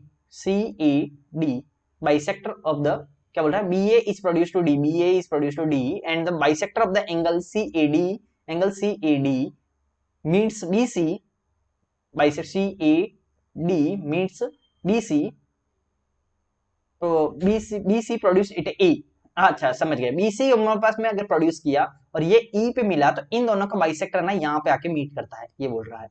ठीक है, इसका बाइसेक्टर क्या होता है, यहाँ पे आके मीट करता है। ठीक है, E पे, क्या होता है, BC प्रोड्यूस्ड एट E पे हमारे पास क्या होता है, एंगल CAD का बाइसेक्टर यहाँ पे मीट करता है, ठीक है। What is the length in centimetre of the CE की लेंथ हमारे पास में सेंटीमीटर के अंदर में क्या है, इसकी लेंथ हमारे पास में पूछा है। अब एक चीज है ना, कान खोल के और ध्यान से सुन लीजिएगा, ये है angle bisector theorem, sorry angle bisector theorem, लेकिन ये भी कौन सा, external angle bisector theorem, external angle bisector theorem, ठीक है, एक्सटर्नल एंगल बाइसेक्टर थ्योरम। इसका मैंने एकदम अच्छे से ट्रिक बताया है। क्या ट्रिक बताया है कि जब भी आपको, हमारे पास में मेन ट्राइंगल कौन सा है, पहले उस पर फोकस करो। मेन ट्राइंगल है हमारे पास ABC, बस इसी का है, ABC ही हमारे पास में ट्राइंगल है। बाकी ये क्या हुआ, ये एक्सटर्नली इसको क्या हुआ, बाइसेक्ट किया, एक्सटर्नली बाइसेक्ट किया, ये एक्सटर्नली इस एंगल को बाइसेक्ट किया और ये हमारे पास में यहाँ के मिला। तो हमारे पास में ये जिस पॉइंट के ऊपर में मिलता है ना, तो आपके पास में एक ट्रिक रहता है। क्या ट्रिक है कि जहां पे मिल रहा है, जैसे मान लो E पे मिल रहा है, तो E से आप इस पॉइंट का रेशियो लो और E से ही आप C का रेशियो लो। कभी भी आप BC मत ले लेना, नहीं तो आप BC CE करके गलत कर दोगे, क्योंकि इंटरनल और एंगल के अंदर में मैं ट्रिक बताया था। इंटरनल एंगल बाइसेक्टर थ्योरम और एक्सटर्नल एंगल बाइसेक्टर थ्योरम को अगर आप लिखने जाओगे तो इंटरनल में तो आप लिख लोगे, एक्सटर्नल में आप आके कंफ्यूज हो जाओगे, ठीक है। तो इसलिए क्या करो कि एक्सटर्नल के अंदर में आपको ट्रिक क्या बताया हुआ है, हमेशा शुरू किससे करो, जो एंगल बाइसेक्टर जहां पे मीट करता है ना, यहाँ पे आके, तो इससे शुरू करो। इससे क्या लिखना शुरू करो, C से पहले E लिखो, मतलब E से पहले C लिखो, सॉरी E से पहले C लिखो, थोड़ा राइटिंग अच्छा लिख देते हैं। तो यहाँ पे क्या हुआ, E से आप पहले क्या लिखो, C लिखो, E से पहले C लिखो, फिर E से B लिखो, इन दोनों का रेशियो लो। डिवाइड में बराबर में क्या होगा, बराबर में वही ट्राइंगल की साइड का रेशियो क्या है, अगर हम लोग E से C ले रहे हैं, E से C ले रहे हैं पहले, तो C के साथ कौन सी भुजा है, C के साथ 2 वाली भुजा है मेन ट्राइंगल में, 2। और E से अगर हम लोग B ले रहे हैं, तो B के साथ कौन सी भुजा है, 5 वाली, तो 5। तो EC और EB का रेशियो भी 2:5 होगा, EC और EB का रेशियो भी 2:5 होगा। अगर ये 5:2 है, तो EC और EB भी, EC भी 2 होगा, EC भी 2 होगा, और EB भी 5 होगा। EB पूरा 5 होगा, तो मुझे बताओ ये कितना होगा, BC। EB पूरा 5 है और ये 2 है, तो ये तो 3 होगा। इतना समझ में आ गया, ये सब रेशियो की बातें चल रही है, ये तो 3 होगा, समझ में आ गया ना। EC अगर 2 है, EC अगर 2 है और EB अगर 5 है, EB अगर 5 है, तो पूरा ये 2 और 5 है, तो ये पर 5 में से 2 गया, तो ये हो गया 3। तो लेकिन हमारे पास में BC की एग्जैक्ट वैल्यू क्या दे रखी है, BC की एग्जैक्ट वैल्यू 9 दे रखी है, तो BC की एग्जैक्ट वैल्यू तो हम लोग को 9 दे रखी है, लेकिन ये तो 9 तो एग्जैक्ट वैल्यू है, लेकिन 3 तो रेशियो में वैल्यू है। तो 3 ये कितने गुना है, ये 3 गुना है, 3 3 9, तो एग्जैक्ट हमारे पास में ये 3 गुना है, तो सारी चीजें 3 गुना हो जाएगी। तो अब मुझे बताओ ये क्या है, CE की लंबाई बताओ, CE कितना है, CE की लंबाई बताओ, तो ये भी 3 गुना हो जाएगी, बस 3 गुना 6, ये हो गया आंसर। बस इसमें दिक्कत क्या है वो बताता हूँ, लोग क्या लिख देते हैं वो बताता हूँ, कि लोग लिखते हैं AB upon AC, AB upon AC, student क्या गलती करते हैं समझना, AB अपॉन AC ये लिखते हैं, AB अपॉन AC बराबर लिख देते हैं BC upon CE, BC upon CE ये लिख देते हैं, क्योंकि इसी टोन में हमारे पास में इंटरनल एंगल बाइसेक्टर लिखा जाता है।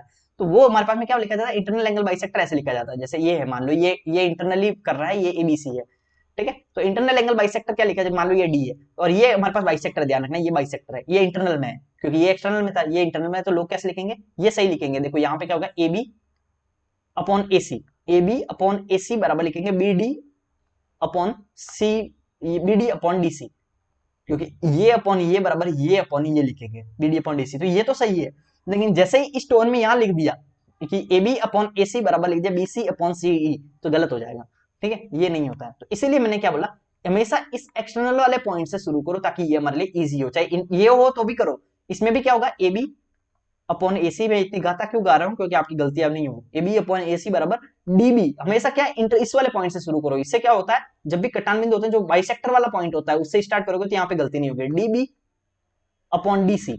तो इससे क्या हुआ, BD लिखो चाहे DB लिखो कोई फर्क नहीं है, DC लिखो चाहे DC लिखो ये कोई फर्क नहीं है। तो हमारे पास में क्या होगा, दोनों केस में हमारे लिए इजी पड़ेगा और कभी गलती नहीं होगी।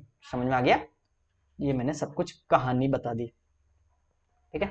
चलो आगे, ये सब मैंने है ना ज्योमेट्री के वन शॉट में बता रखा है। आगे, the average of 83 result is 83 results is 48.5 if the average of the first 59 number, तो ये क्या बोल रहा है, अच्छा 83 नंबर का मतलब 83 परिणामों का औसत 43.5 है। बोल रहा है कि 83 हमारे पास में अगर कोई नंबर्स है, 83 मतलब 1 2 5 10 7 15 25 कुछ भी हो, लेकिन 83 जन है, मतलब 83 जनों का मान लो, 83 आदमी है, तो उनका वजन का हमारे पास में क्या है, 48.5 हमारे पास में उसका एवरेज है। तो 83 जनों का कितना है, 48.5 है।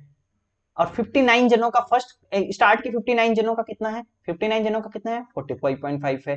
And that of the last 23 जनों का कितना है, 23 जनों का कितना है, 53.5 है। तो 60वां आदमी कौन है? अब मुझे बताओ 60वां आदमी का वार प्यार क्या है? अब सोचो, एक बात समझना, बहुत अच्छे से बता रहा हूँ। एक बात बताओ, आपका वजन 50 किलो है, मुझे बताओ कि आपका वजन 50 किलो है और आपका एवरेज वजन कितना है? वो भी 50 किलो ही होगा, क्योंकि एक आदमी का एवरेज तो वही रहता है ना जो हमारे पास उसका वजन होता है। दो जने हो तो फिर भी एवरेज हो, एक आदमी का वजन तो वही होता है, एवरेज बोलो चाहे वो बोलो, कुछ भी वर्ग। तो कहने का मतलब अब देखो, ये 59 स्टार्ट वाले और 23 लास्ट वाले, तो बचा कितने? 59 और 59 और 23 हमारे पास होता है 82। 82 और बचा कितना? सिर्फ एक जना ही तो बचा। तो वो एक जना 60वां ही बचा हुआ है। वो कैसे पता हमको? क्योंकि 59 स्टार्ट वाले और 23 पीछे से है, तो 60 इसके जस्ट आगे वाला ही बचा होगा ना, 60 वाला। तो कुल मिला के जो बचा हुआ है, तो नॉर्मल मेथड क्या है जो करते हैं स्टूडेंट, वो बताता हूँ पहले। नॉर्मल मेथड क्या करते हैं कि भाई कि 83 जनों का अगर ये एवरेज है तो टोटल क्या हो गया? 83 इंटू 48.5 ये करते हैं कि ये टोटल वजन हो गया। उसमें से माइनस कर देते हैं 59 इंटू 45.5, और इसमें और माइनस कर देते हैं 23 इंटू 53.5, ये माइनस कर देते हैं, जिससे क्या होगा कि वो 60वां आदमी का आ जाएगा वजन। तो ये भी कर सकते हो, लेकिन इसमें आपकी जिंदगी जरूर निकल जाएगी। ठीक है, यूनिट डिजिट वगैरह से भी करना हो तो कर सकते हो, बाकी बहुत प्रॉब्लम है क्योंकि सब जगह यूनिट डिजिट भी सेम है, 5 5 5 5, तो बहुत दिक्कत है। तो आप क्या करो, इसको करना है डेविएशन से। डेविएशन का मतलब क्या हुआ? डेविएशन का मतलब ये हुआ कि अब मुझे बताओ कि कभी भी हमारे पास बोल रहा है कि सब जनों का मिला के 48.5 हमारे पास में एवरेज है। तो अगर हमारे पास ये एवरेज है तो इस एवरेज पे डेविएशन 0 होना चाहिए। आपको पता है जिस जगह पे एवरेज होता है तो एवरेज से हमेशा डेविएशन 0 होता है, टोटल डेविएशन हमेशा 0 होता है।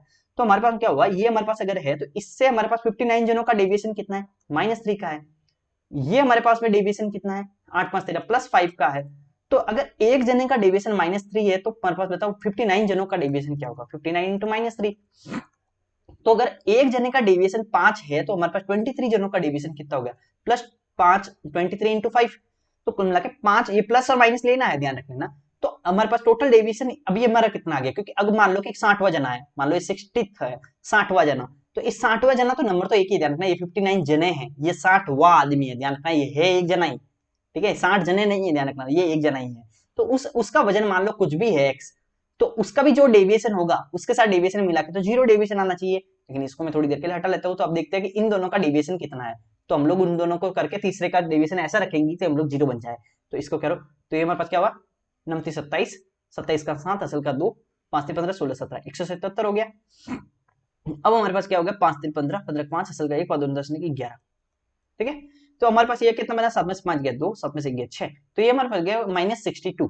तो इनका डेविएशन, इनका डेविएशन कितना होगा? 62 का डेविएशन है। लेकिन तीसरा बंदा एक 60th वाला ऐसा होना चाहिए जो इसको 0 कर दे। तो इसको 0 कर दे मतलब उसमें 62 जुड़ जाए, इतना डेविएशन हो उसमें, डेविएशन इतना होगा तभी मामला बैठेगा ना।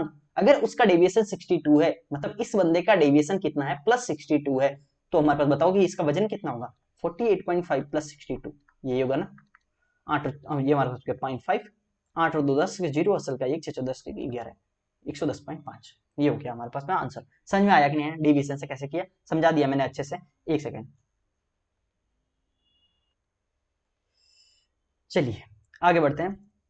अभी क्या हुआ है, अभी मम्मी का कॉल आया, उन्होंने क्या बोला कि बेटा हॉस्टल में, अब ये क्या हॉस्टल, क्या सॉरी होटल में, ऐसी होटल में रहना जिसकी छत क्या है कि थोड़ी ढंग की हो, या कि टूटे नहीं।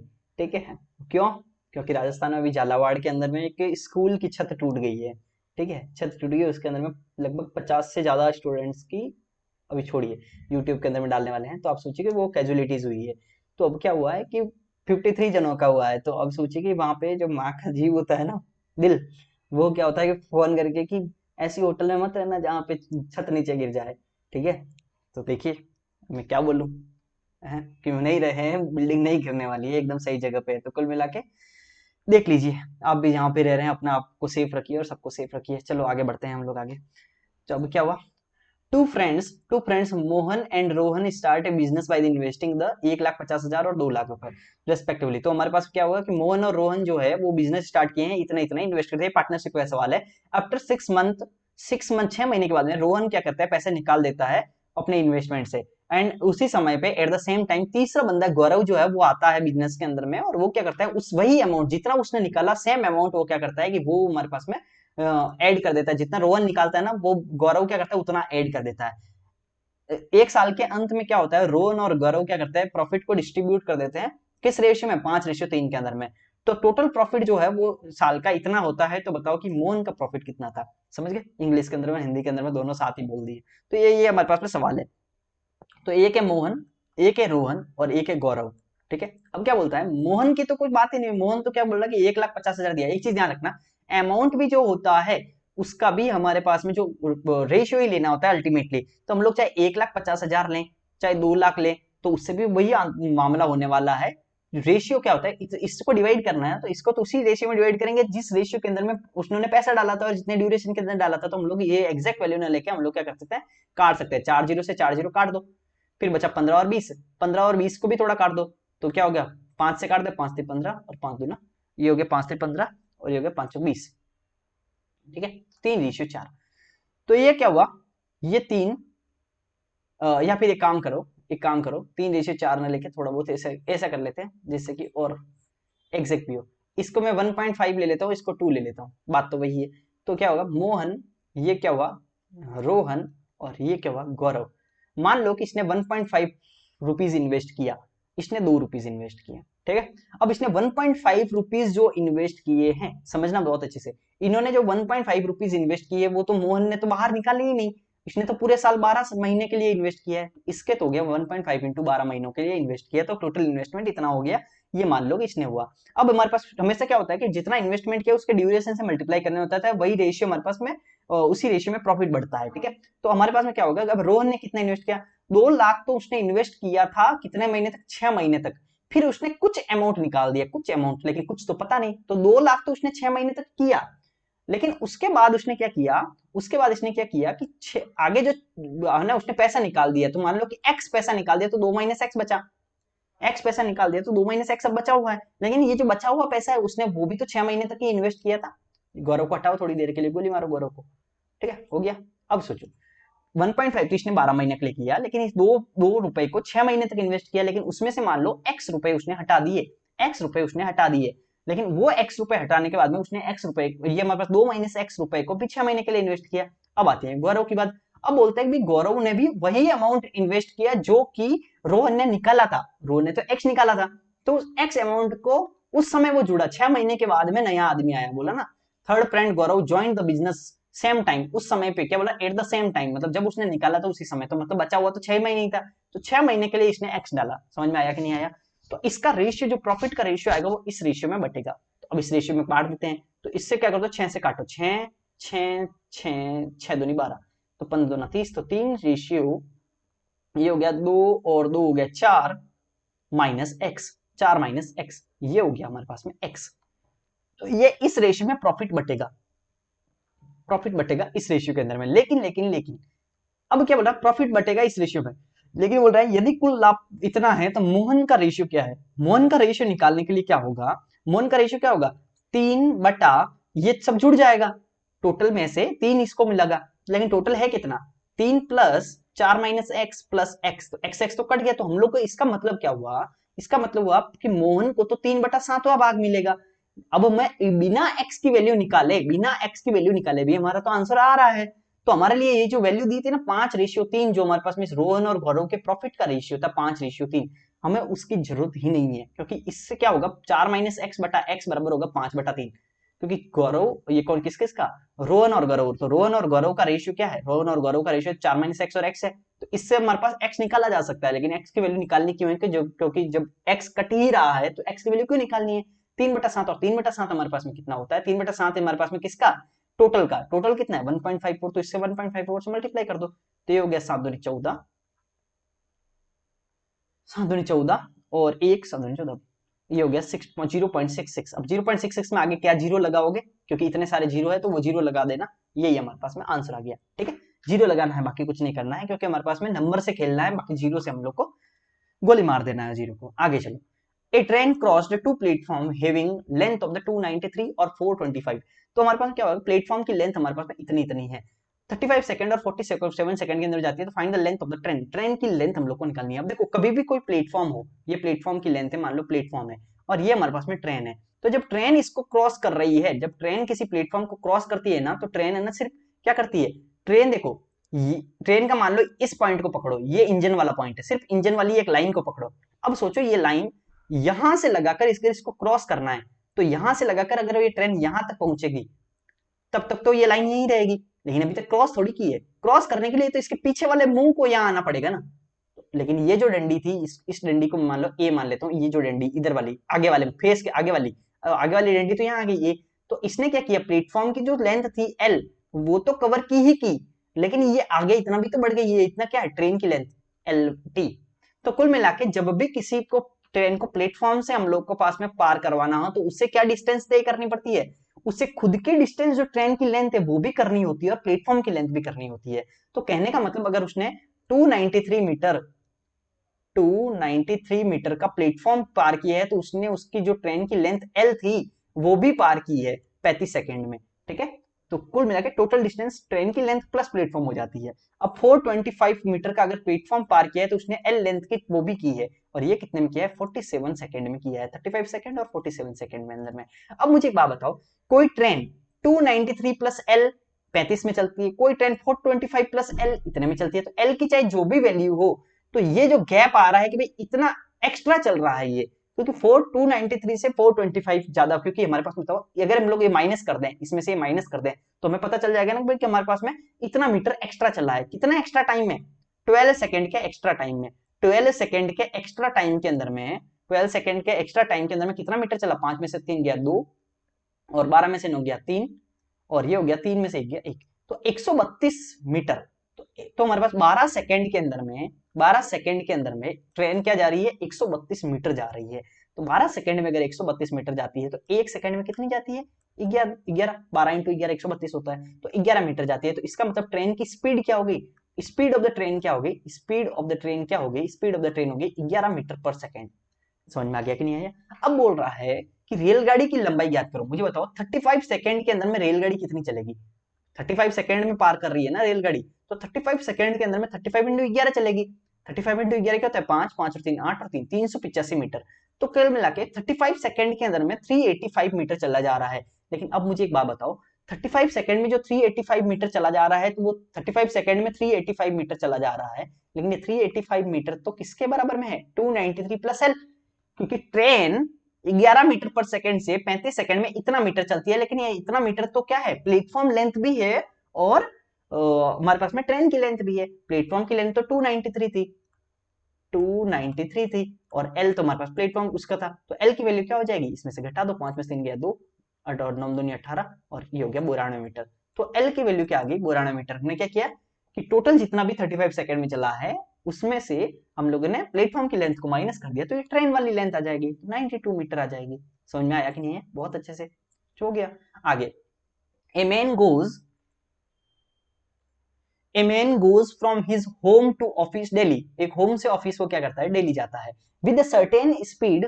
One day he went 8 kilometre per hour, one day he went 8 kilometre per hour faster and arrived 20 minute sooner.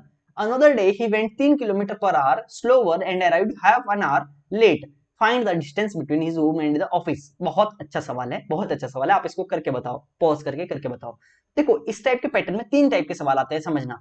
3 type के सवाल क्या आते हैं पहले समझना। पहला टाइप का सवाल क्या आता है, आपको बोलेगा कि एक आदमी है ए, एक आदमी है एक्स, वो एक्स आदमी क्या करता है, ए से बी जाता है। समझना, पूरा पूरा पूरा इंपॉर्टेंट चीजें सब एक ही साथ, ठीक है, एक ही साथ। एक्स से क्या करता है, वो ए से बी जाता है, और ए कहता है कि वो क्या बोलेगा कि भाई 10 किलोमीटर पर आवर से जा रहा है और 15 किलोमीटर पर आवर से आ रहा है, और पूरा का पूरा 3 घंटे के अंदर में पूरा जर्नी कर ले रहा है। समझना बहुत अच्छे से। एक आदमी एक्स जो है वो ए से बी 10 किलोमीटर पर आवर जाता है, अपने घर से ऑफिस 10 किलोमीटर पर आवर से जाता है, और ऑफिस से वापस घर 15 किलोमीटर पर आवर से आता है, और पूरा जाके आने में उसको 3 घंटा लगता है। ऑफिस में वो रुकता नहीं है, सिर्फ जाता है, टच करके आ जाता है। 3 किलोमीटर पर मतलब 3 आवर लगता है उसको। तो बताओ कि घर से ऑफिस की दूरी कितनी थी। तो जब भी ऐसा टाइप का सवाल है, घर से ऑफिस की दूरी डिस्टेंस डी पूछे, तो हमारे पास आता है x y upon x plus y into t, ये हमारे पास में आंसर होता है। ठीक है, एक्स वाई क्या होता है, एक्स होती है जाने की वेलोसिटी, वाई होती है आने की वेलोसिटी, 10 प्लस 15 इंटू टोटल जो टाइम होता है वो होता है टी। टोटल टाइम कितना हो गया 3। तो ये हमारे पास में 3, ये घंटे में है, ये सब यूनिट देख लेना, सब किलोमीटर पर आवर, ये आर में होना चाहिए, यूनिट देख लेना। तो ये हमारे पास में टोटल टाइम होता है, ये फॉर्मूला होता है। समझ गए। दूसरा सवाल हमारे पास में क्या आता है, दूसरा सवाल समझना बहुत अच्छे से समझना। दूसरा सवाल हमारे पास में आता है कि एक बंदा ए और एक बंदा क्या करता है, एक्स बंदा जो है वो क्या करता है, ए से बी जाता है 10 किलोमीटर पर आवर से, ठीक है, बी से ए आता है 15 किलोमीटर पर आवर से, समझना बहुत अच्छे से। लेकिन उसको जाने के मुकाबले, बहुत अंतर से समझना, उसको जाने के मुकाबले आने में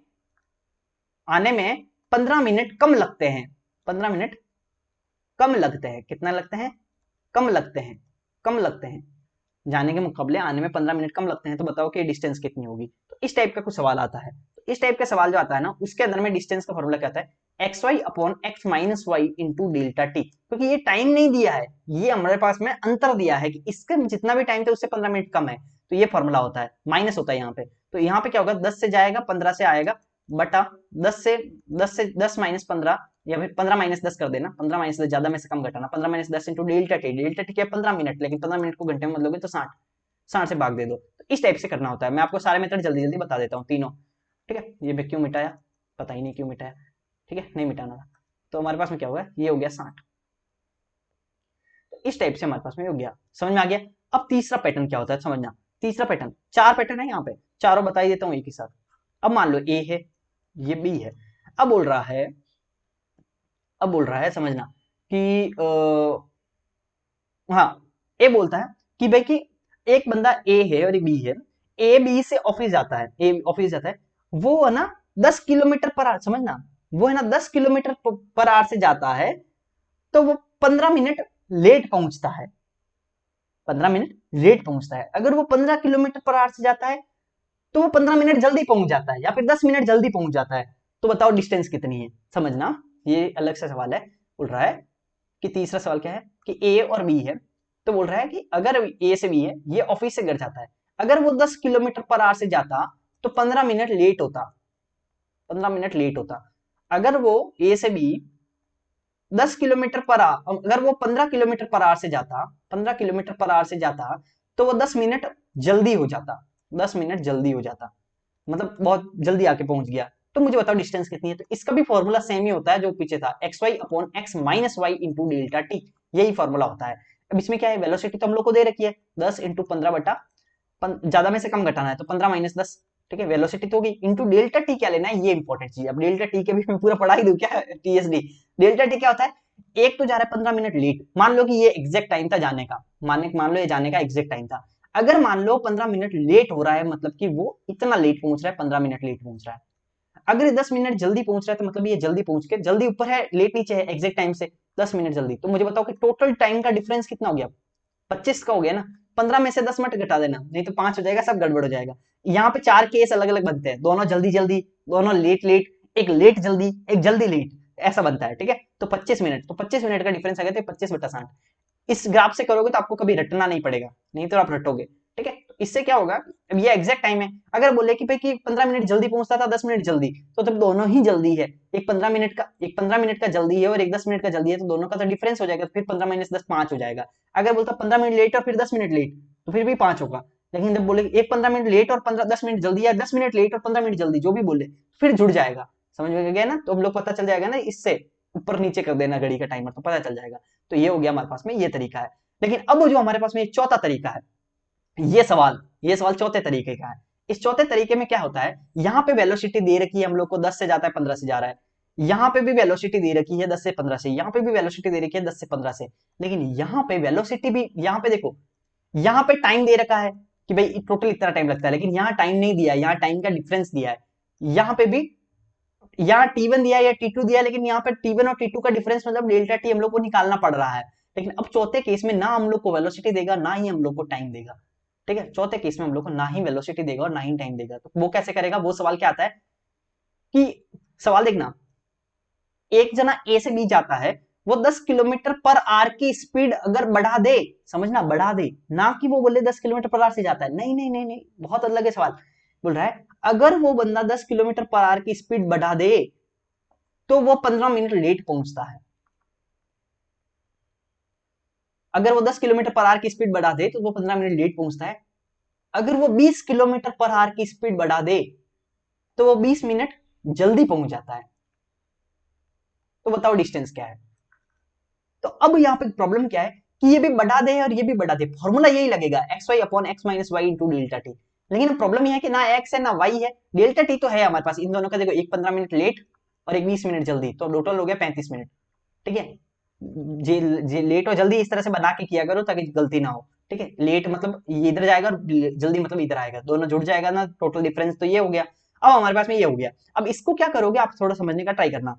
अब इस केस में क्या है, एक्स वाई नहीं है, लेकिन इस केस में आपको क्या मानना पड़ेगा, एक वेलोसिटी माननी पड़ेगी। मान लो वेलोसिटी है v, पहले v थी, v से 10 बढ़ाया और v से 20 घटाया। लेकिन अब प्रॉब्लम क्या होगी समझना, अगर मैं v से 10 बढ़ाऊंगा तो v प्लस 10 हो जाएगा, v से दूसरे केस में अगर मान लो कि 20 बढ़ाऊंगा तो v प्लस 20 हो जाएगा।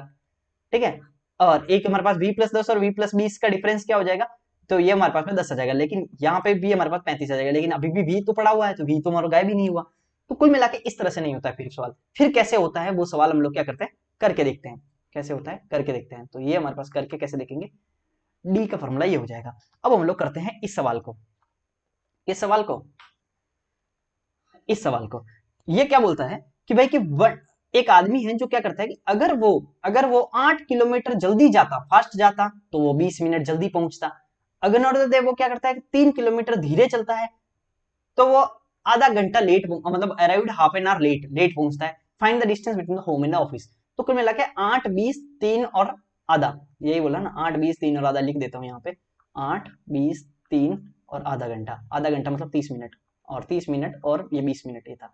ये मैं क्यों लिखा हूँ, ताकि मेरे को बार बार पीछे स्लाइड ना करनी पड़े। ठीक है, तो अब बोल रहा है 8 किलोमीटर पर आवर जब बढ़ाया तो हमारे पास 30, 20 का आया। तो हम लोग को इस ऐसे सवाल में क्या करना पड़ता है समझना, पहले हम लोग ये मान लेते हैं कि कोई उसकी वेलोसिटी v रही होगी, इस v के कंपेयर में दोनों इक्वेशन दोनों अलग अलग केस के लिए बना के इक्वल कर देते हैं। जैसे पहले हम लोग को अगर मान लो डिस्टेंस निकालनी, तो डिस्टेंस का एक फॉर्मूला v के साथ इन इन दोनों का कंपेरिजन करोगे तो कभी आंसर नहीं आएगा, जैसे मैं पिछले स्लाइड में बताया था कि ये v बच जाएगा। लेकिन अब हम लोग को क्या करना है कि एक तीसरी कंडीशन ये भी तो है कि जब वो v से जाता तो एग्जैक्ट ही पहुंचता, तो एग्जैक्ट वाले के साथ करते हैं। अब समझो, तो हमारे पास में क्या हुआ कि अगर वो v से जाता, फॉर्मूला क्या है, x y upon x minus y into delta t. तो x से जा रहा है मतलब क्या, वो v से जा रहा है, और दूसरी बार क्या कर रहा है, v से 8 बढ़ा के जा रहा है, 8 बढ़ाया ही है ना, और तीसरी ही वेंट 8 स्लोअर, तो 3 तो घटाने वाला है और 8 बढ़ाने वाला है, ध्यान है, 3 घटाने वाला और 8 बढ़ाने वाला है। ठीक है, तो v प्लस 8 बटा v into v plus 8, v के साथ में v तो एग्जैक्ट वाला टाइम है, v इंटू वी प्लस 8 बटा, अब इन दोनों का डिफरेंस, v प्लस 8 और v का डिफरेंस क्या है 8 इंटू, अब हमारे पास 20 मिनट, 20 मिनट को घंटे में मतलब 1/3। ठीक है, 20/60 मतलब 1/3। तो ये हो गया हमारे पास में डिस्टेंस। लेकिन यही डिस्टेंस का दूसरा और भी तो फॉर्मूला हम लोग बना सकते हैं दूसरे वाले केस से। दूसरे वाले केस से क्या करोगे, स्टैंडर्ड टाइम तो हमारे पास में v ही था, v के साथ में वो हमारे पास t में पहुंचता, तो v के साथ में अगर v के साथ में उसको कोई लेट नहीं होता, तो मतलब जीरो लेट, ये हम पे 20 मिनट लेट, 30 मिनट जल्दी, यही सब है ना, तो 0 से 20 का डिफरेंस 20 हुआ। तो ये डिफरेंस था डेल्टा टी का, मतलब 20 क्यों लिया, क्योंकि तो 0 के साथ कंपैरिजन हो रहा है, 0 से 20 और 0 से 30, तो ये हमारे पास में 30 ही आएगा। तो v इंटू ये हो जाएगा v प्लस v माइनस 3, क्योंकि 3 की कमी हुई है, ध्यान का v माइनस 3, अब इन दोनों का डिफरेंस भी 3 ही आएगा। ठीक है, पॉजिटिव डिफरेंस लेना है, इंटू आधा घंटा मतलब 1/2। तो अब हम लोग कर देते हैं, 3 से 3 कैंसिल हो गया, v से v कैंसिल हो गया। अब हमारे पास में 2 से ये करोगे तो 8 4 बार कैंसिल हो गया, और करो v प्लस 8 बराबर हो जाएगा, 4 से करेंगे तो 4v माइनस 4 12, यही हुआ ना, और तो कहीं कुछ नहीं बचा। तो 4v में से v गया तो 3v बराबर आ जाएगा 12 20, तो v बराबर आ जाएगा 20/3 मीटर पर, ये हमारे पास किलोमीटर पर आर है, ध्यान रखना, क्योंकि ये सब हमने किलोमीटर पर आर में लिया है, तो किलोमीटर पर आर हो गया। लेकिन अब v की वैल्यू आ गई, अब हम लोग किसी भी d में रख देते हैं, ये d का फॉर्मूला था हमारे पास में, d बराबर हमारे पास में ये भी था, ये इजी पड़ रहा है, ये 8 में तो ये बड़ा पड़ रहा है, तो ये भी तो d का ही फॉर्मूला था। तो ये पूरा फॉर्मूला क्या था, v इंटू वी माइनस 3 बटा 3 दूनी 6, तो 3 दूनी 6, इसमें रख देते हैं वैल्यू। तो v की वैल्यू क्या है 20/3 इंटू 20/3 में से 3 घटाएंगे क्या होगा, 20/3 माइनस 3 3 9 11/3, तो ये हो गया 11/3 बटा ये हो गया 6। तो ये हमारे पास में क्या हो जाएगा 20 इंटू 11, 11 दूना 22, 220 बटा, सही किया ना। और तो कहीं पे ऑप्शन में क्या क्या है ताकि हम लोग सॉल्व उतना ही करें, चलो ये सब कुछ है 4.074। ठीक है, ये सब है, कुल मिला के पॉइंट में सॉल्व करना पड़ेगा। तो 3 3 9 9 54, ये थोड़ा सा काट देते हैं, ये 10 कर देते हैं, ये 3 कर देते हैं। ठीक है, 10 से कर देते हैं और ये हमारे पास में 3 कर देते हैं, तो 10 से काटेंगे तो ये हमारे पास में क्या, 2 से काट देते हैं, ये हो गया 110। तो 110 बटा 3 29 27 मेरे नीचे आ गया होगा, मुझे पता है ये, ठीक है, फोटो आ गया होगा यहाँ पे कहीं पे, तो देख लेना 110 बटा 27 लिखा है, या फिर थोड़ा काट देता हूँ, मिटाई देते हैं, ठीक है। ये हो गया हमारे पास में 110 बटा 27 27 बराबर ये हो जाएगा हमारे पास, 4 दुनिया 3 4 3 12, तो 4 पॉइंट कुछ समथिंग आ रहा है, 4 पॉइंट, तो ये हमारे पास 4 पॉइंट आ रहा है, तो ये हमारे पास में आंसर हो गया 4 पॉइंट। कौन सा सारे के सारे आ रहा है, लगभग लगभग ही आ रहा है 4 पॉइंट, तो देखो 4 पॉइंट 27 इंटू 4 कितना हो गया, 7 का 28 का 8 असल का 2 4 2 10 108 के आसपास आ रहा है ना, तो 4.0 के आसपास ही आएगा, ठीक है। 2 वगैरह तो ये सब तो नहीं रहने वाला, इतना बड़ा इतना ज्यादा नहीं रहने वाला, तो 4.074 आगे आंसर। ये आंसर यहाँ पे किया है, ध्यान रखना 4.074 ये लिख देते हैं आंसर, ठीक है। और ये हमारे पास में यहाँ से आंसर की है, बाकी सब मैंने समझाया है, ठीक है। चलो आगे 14, कितना टाइम हो गया भाई, 1 घंटे का हो गया है। 2 taps can fill a tank in the 20 minute and 30 minute respectively। दो टैंक टैप क्या करते हैं, 20 मिनट और 30 मिनट के अंदर में भर सकते हैं, तो 20 मिनट और 30 मिनट के अंदर में भर सकते हैं, ठीक है। There is an outlet tap is exactly half level of that rectangular tank which can pump out 100 liter of the water per minute if the outlet tap is open when then it takes 24 minutes to fill the empty tank। what is the volume of the tank? बहुत शानदार सवाल है, इसमें भी time लगेगा, देख रहा, बहुत अच्छे से समझाता हूँ आपको, ठीक है। बड़ा अच्छे अच्छे सवाल लेके आया हूँ, जैसे कि आपको कॉन्सेप्ट समझे, जल्दी समझाने में कोई बड़ी बात नहीं है, लेकिन अब समझना कि आपको समझ में आना चाहिए। ये क्या बोल रहा है कि एक आउटलेट पाइप है जो यहाँ पे लगा हुआ है, और इससे 100 लीटर पर मिनट निकल रहा है, कि कितना निकल रहा है, 100 लीटर प्रति प्रति 100 लीटर पानी निकलता है, यहाँ कहीं लिखा होगा मिनट, यहाँ पे मिनट मिसिंग है, ध्यान रखना हिंदी में, 100 लीटर पर मिनट, तो ये निकलता है। अब क्या बोल रहा है कि भाई एक टैंक है जो 20 और 30 के अंदर, दो नल है ना, दो नल यहाँ से भर रहे हैं पानी को, तो 20 और 30 मिनट में भर देते हैं। तो मुझे बताओ कि अगर 60 लीटर का टैंक है, तो 20 या 60 30 दूनी 60, ये इतने में भर देंगे, तो हमारे पास में क्या होगा कि 3 और 2 की कैपेसिटी से। अब मुझे एक बात बताओ कि ये 3 और 2 की कैपेसिटी, तो ये 60 लीटर को भरने में लगेगा। अब क्या बोल रहा है ये, अगर 60 लीटर का टोटल टैंक है, तो मुझे बताओ कि ये आधे टैंक के ऊपर में ये हमारे पास आउटलेट पाइप लगा हुआ है, तो मुझे बताओ 30 लीटर का ये होगा, 30 लीटर का ये होगा।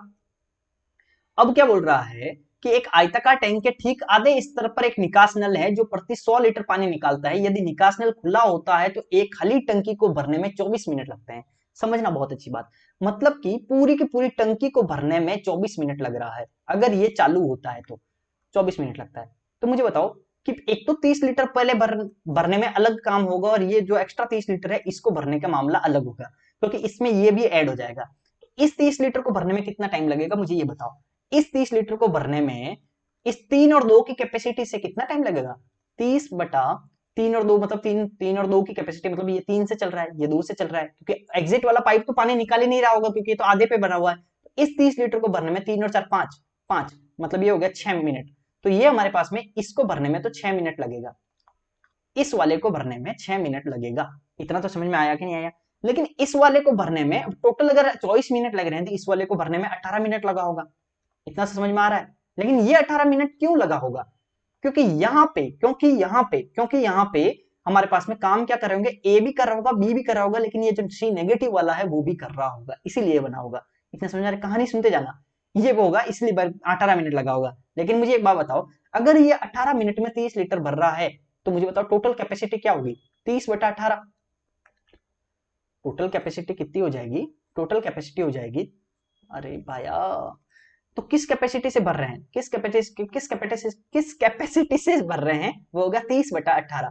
तो मुझे बताओ 6 18, सॉरी 6 कहाँ 6 30 और 6 18, तो ये हो गया 5 बटा 3 की इनकी कैपेसिटी है, इससे भर रहे हैं। लेकिन ये 5 बटा 3 की कैपेसिटी किसकी है, ए प्लस बी माइनस सी की है। तो कुल मिला के ए प्लस बी माइनस सी अगर तीनों चलते हैं, और 5 बटा 3 की इनकी एफिशिएंसी है, मतलब एफिशिएंसी नॉट कैपेसिटी, 5 बटा 3 की इनकी एफिशिएंसी है, तो इस एफिशिएंसी से अगर भरेंगे तो 18 मिनट के अंदर में 30 लीटर भर पाएंगे, इन तीनों की कैपेसिटी एफिशिएंसी। तो ए की एफिशिएंसी और बी की एफिशिएंसी क्या है, 3 और 2 5, 3 प्लस 2 माइनस सी बराबर 5 बटा 3। तो सी की वैल्यू हमारे पास में क्या आ जाएगी, सी बराबर है 3 और 4 5, 5 माइनस 5 बटा 3 बराबर आ जाएगा 5 से 15, 15 माइनस 5 गया 10, 10 बटा 3। तो मतलब ये बोल रहा है 10 बटा 3 लीटर पर मिनट, ये सब लीटर और मिनट में कैलकुलेशन कर रहे हैं। लेकिन मुझे बताओ सी का एफिशिएंसी हमारे पास आया 10 बटा 3 लीटर पर मिनट, लेकिन हमारे पास एग्जैक्ट तो दिया हुआ है, एग्जैक्ट तो हमारे पास 100 लीटर पर मिनट है। सी का हमारे पास में सी का एफिशिएंसी कितना है, सी का एफिशिएंसी है हमारे पास 100 बटा 3 लीटर पर मिनट। तो मुझे बताओ 10/3 लीटर पर मिनट की वैल्यू है 100 लीटर पर मिनट एग्जैक्टली। तो ये कितने गुना है, क्योंकि ये सब माना हुआ डाटा है, ये माना हुआ है, ये कोई एग्जैक्ट डाटा नहीं है। ये कितने गुना है, 10 गुना है। यही हुआ ना, 10 गुना नहीं है, 10/3 गुना है। 10 गुना ही है, सॉरी 10 गुना। तो हमारे पास ये क्या हुआ, 10 गुना है। ये हमारे पास हो गया 10 गुना। यही हो रहा ना, 10/3, 5 से 15, 15 में से 5 गया 10, 10/3 की वैल्यू आ गई 100 लीटर। 100/3 बोला कि 100 लीटर, 100 लीटर पर मिनट, 100 लीटर पर मिनट। यही हो रहा है। सी की वैल्यू हमारे पास में आ गई 100 मतलब ये 10 गुना हो गया। सी की कैपेसिटी एफिशिएंसी हमारे पास होगी 10 गुना हो गई है। तो अब हमारे पास में निकालनी किसकी है, अब हमारे पास में निकालनी है, क्या निकालना क्या है, टैंक का आयतन क्या है। अरे फोन किसका आ रहा है, एक सेकेंड, एक सेकेंड ना जी।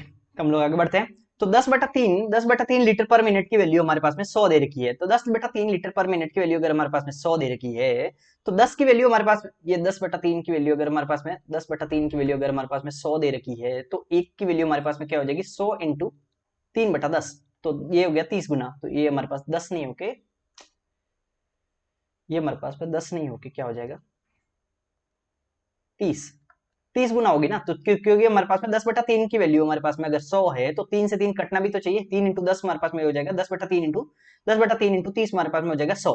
तो हमारे पास में एक की वैल्यू हो गई हमारे पास में 30। तो एक की वैल्यू अगर हमारे पास में 30 है, तो हमारे पास बोला पूरे टैंक का आयतन क्या है, पूरे टैंक का आयतन तो हमारे पास में 60 लीटर है। तो 60 लीटर की वैल्यू हमारे पास में कितनी हो जाएगी, 60 लीटर इंटू 30 हो जाएगी। तो हमारे पास में आ जाएगा 1800 लीटर।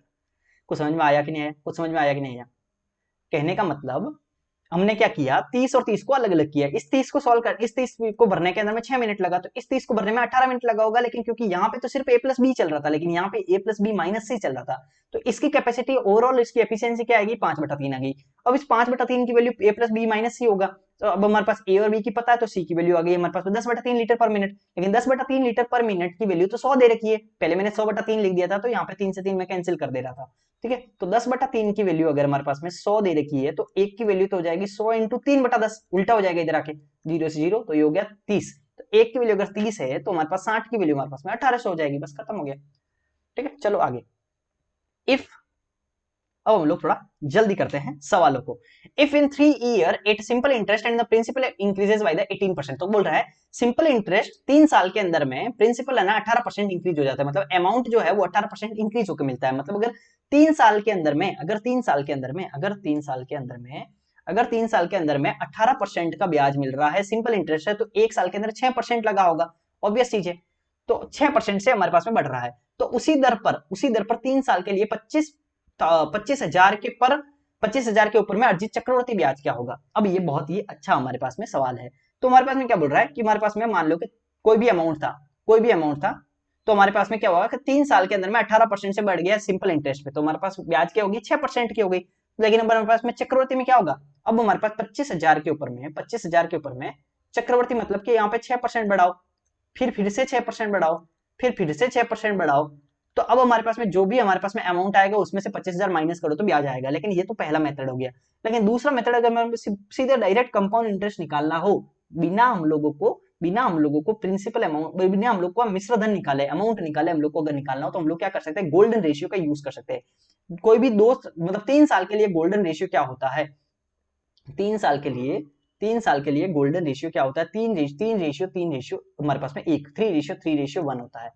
गोल्डन रेशियो क्या होता है, 3:3:1 होता है हमारे पास में गोल्डन रेशियो। इसका हमारे पास में ट्रिक भी है, जैसे 2 साल का अगर गोल्डन रेशियो लिखना हो तो 2:1 होगा, 3 साल का अगर गोल्डन रेशियो लिखना हो तो 3:3:1 होगा। अगर 4 साल का गोल्डन रेशियो लिखना हो तो पहला तो हम 4 ही लिखो, और 5 साल का लिखना हो तो 5 ही लिखो। ठीक है, लेकिन दूसरा हमारे पास में क्या है, दो दो के जोड़े बना के हम लोग कर सकते हैं। जैसे जैसे समझना बहुत अच्छे से। तो हम लोग क्या करेंगे, पहले 1 लिखा है तो यहाँ पे 1 लिखो, ठीक है, और उसके बाद में क्या करो, 1 और 3 को जोड़ो तो 4 हो जाएगा। फिर क्या करो, 3 और 3 को जोड़ो, मतलब इधर इन दोनों को जोड़ो, फिर इन दोनों को जोड़ो, 3 और 3 6 हो जाएगा। ठीक है, तो ये हमारे पास इसका गोल्डन रेशियो 4 साल का। 5 साल का अगर गोल्डन रेशियो लिखना हो तो 1 लिखो, फिर 1 और 4 को जोड़ो, 5 हो जाएगा, फिर 6 और 4 को जोड़ो, 10 हो जाएगा, फिर 6 और 4 को जोड़ो, 10 हो जाएगा। तो इस टाइप से हम लोग लिख सकते हैं गोल्डन रेशियो लिखना हो तो। ठीक है, तो ये हमारे पास में तरीके हैं लिखने के। तो हमारे पास में 3 साल का गोल्डन रेशियो क्या होता है, ये गोल्डन रेशियो किसका है, ये है ब्याज निकालने का, कंपाउंड इंटरेस्ट का ब्याज। किसी को गोल्डन रेशियो नहीं आता होगा ना, तो ये हमारे पास कंपाउंड इंटरेस्ट निकालने के लिए है।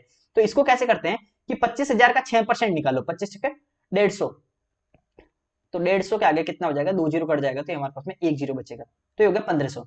1500 का 6% बचेगा 90, तो ये हो गया 90। 90 का 6% बचेगा 54, 5.4। तो हम लोग को क्या निकालना है, 6% आगे से आगे निकालते जाना है, इसका 6%, फिर इसका 6%, फिर इसका 6%, फिर इसका 6%। तो ये जो तीनों होते हैं, इन तीनों का सम जो होता है वही हमारे पास में टोटल कंपाउंड इंटरेस्ट होता है। 1500 और सॉरी, इन तीनों का सम मतलब इसके रेशियो के साथ मल्टीप्लाई करके समा, रेशियो के साथ मल्टीप्लाई करके सम। तो हमारे पास में ऊपर रेशियो लिखा हुआ है, तो 1500 into 3, 1500 into 3 plus 90 into 3 plus 5.4 into 1। अब इन तीनों का जो सम रहता है वो हमारे पास में इसके कंपाउंड इंटरेस्ट के बराबर रहता है। तो 15 45 4500 प्लस 29 27 270 प्लस 5.4, तो ये हमारे पास में गया 400 500 600 700 770 और 775, ये हो गया 475.4। ठीक है, ये हमारे पास में आंसर हो गया, समझ में आ गया।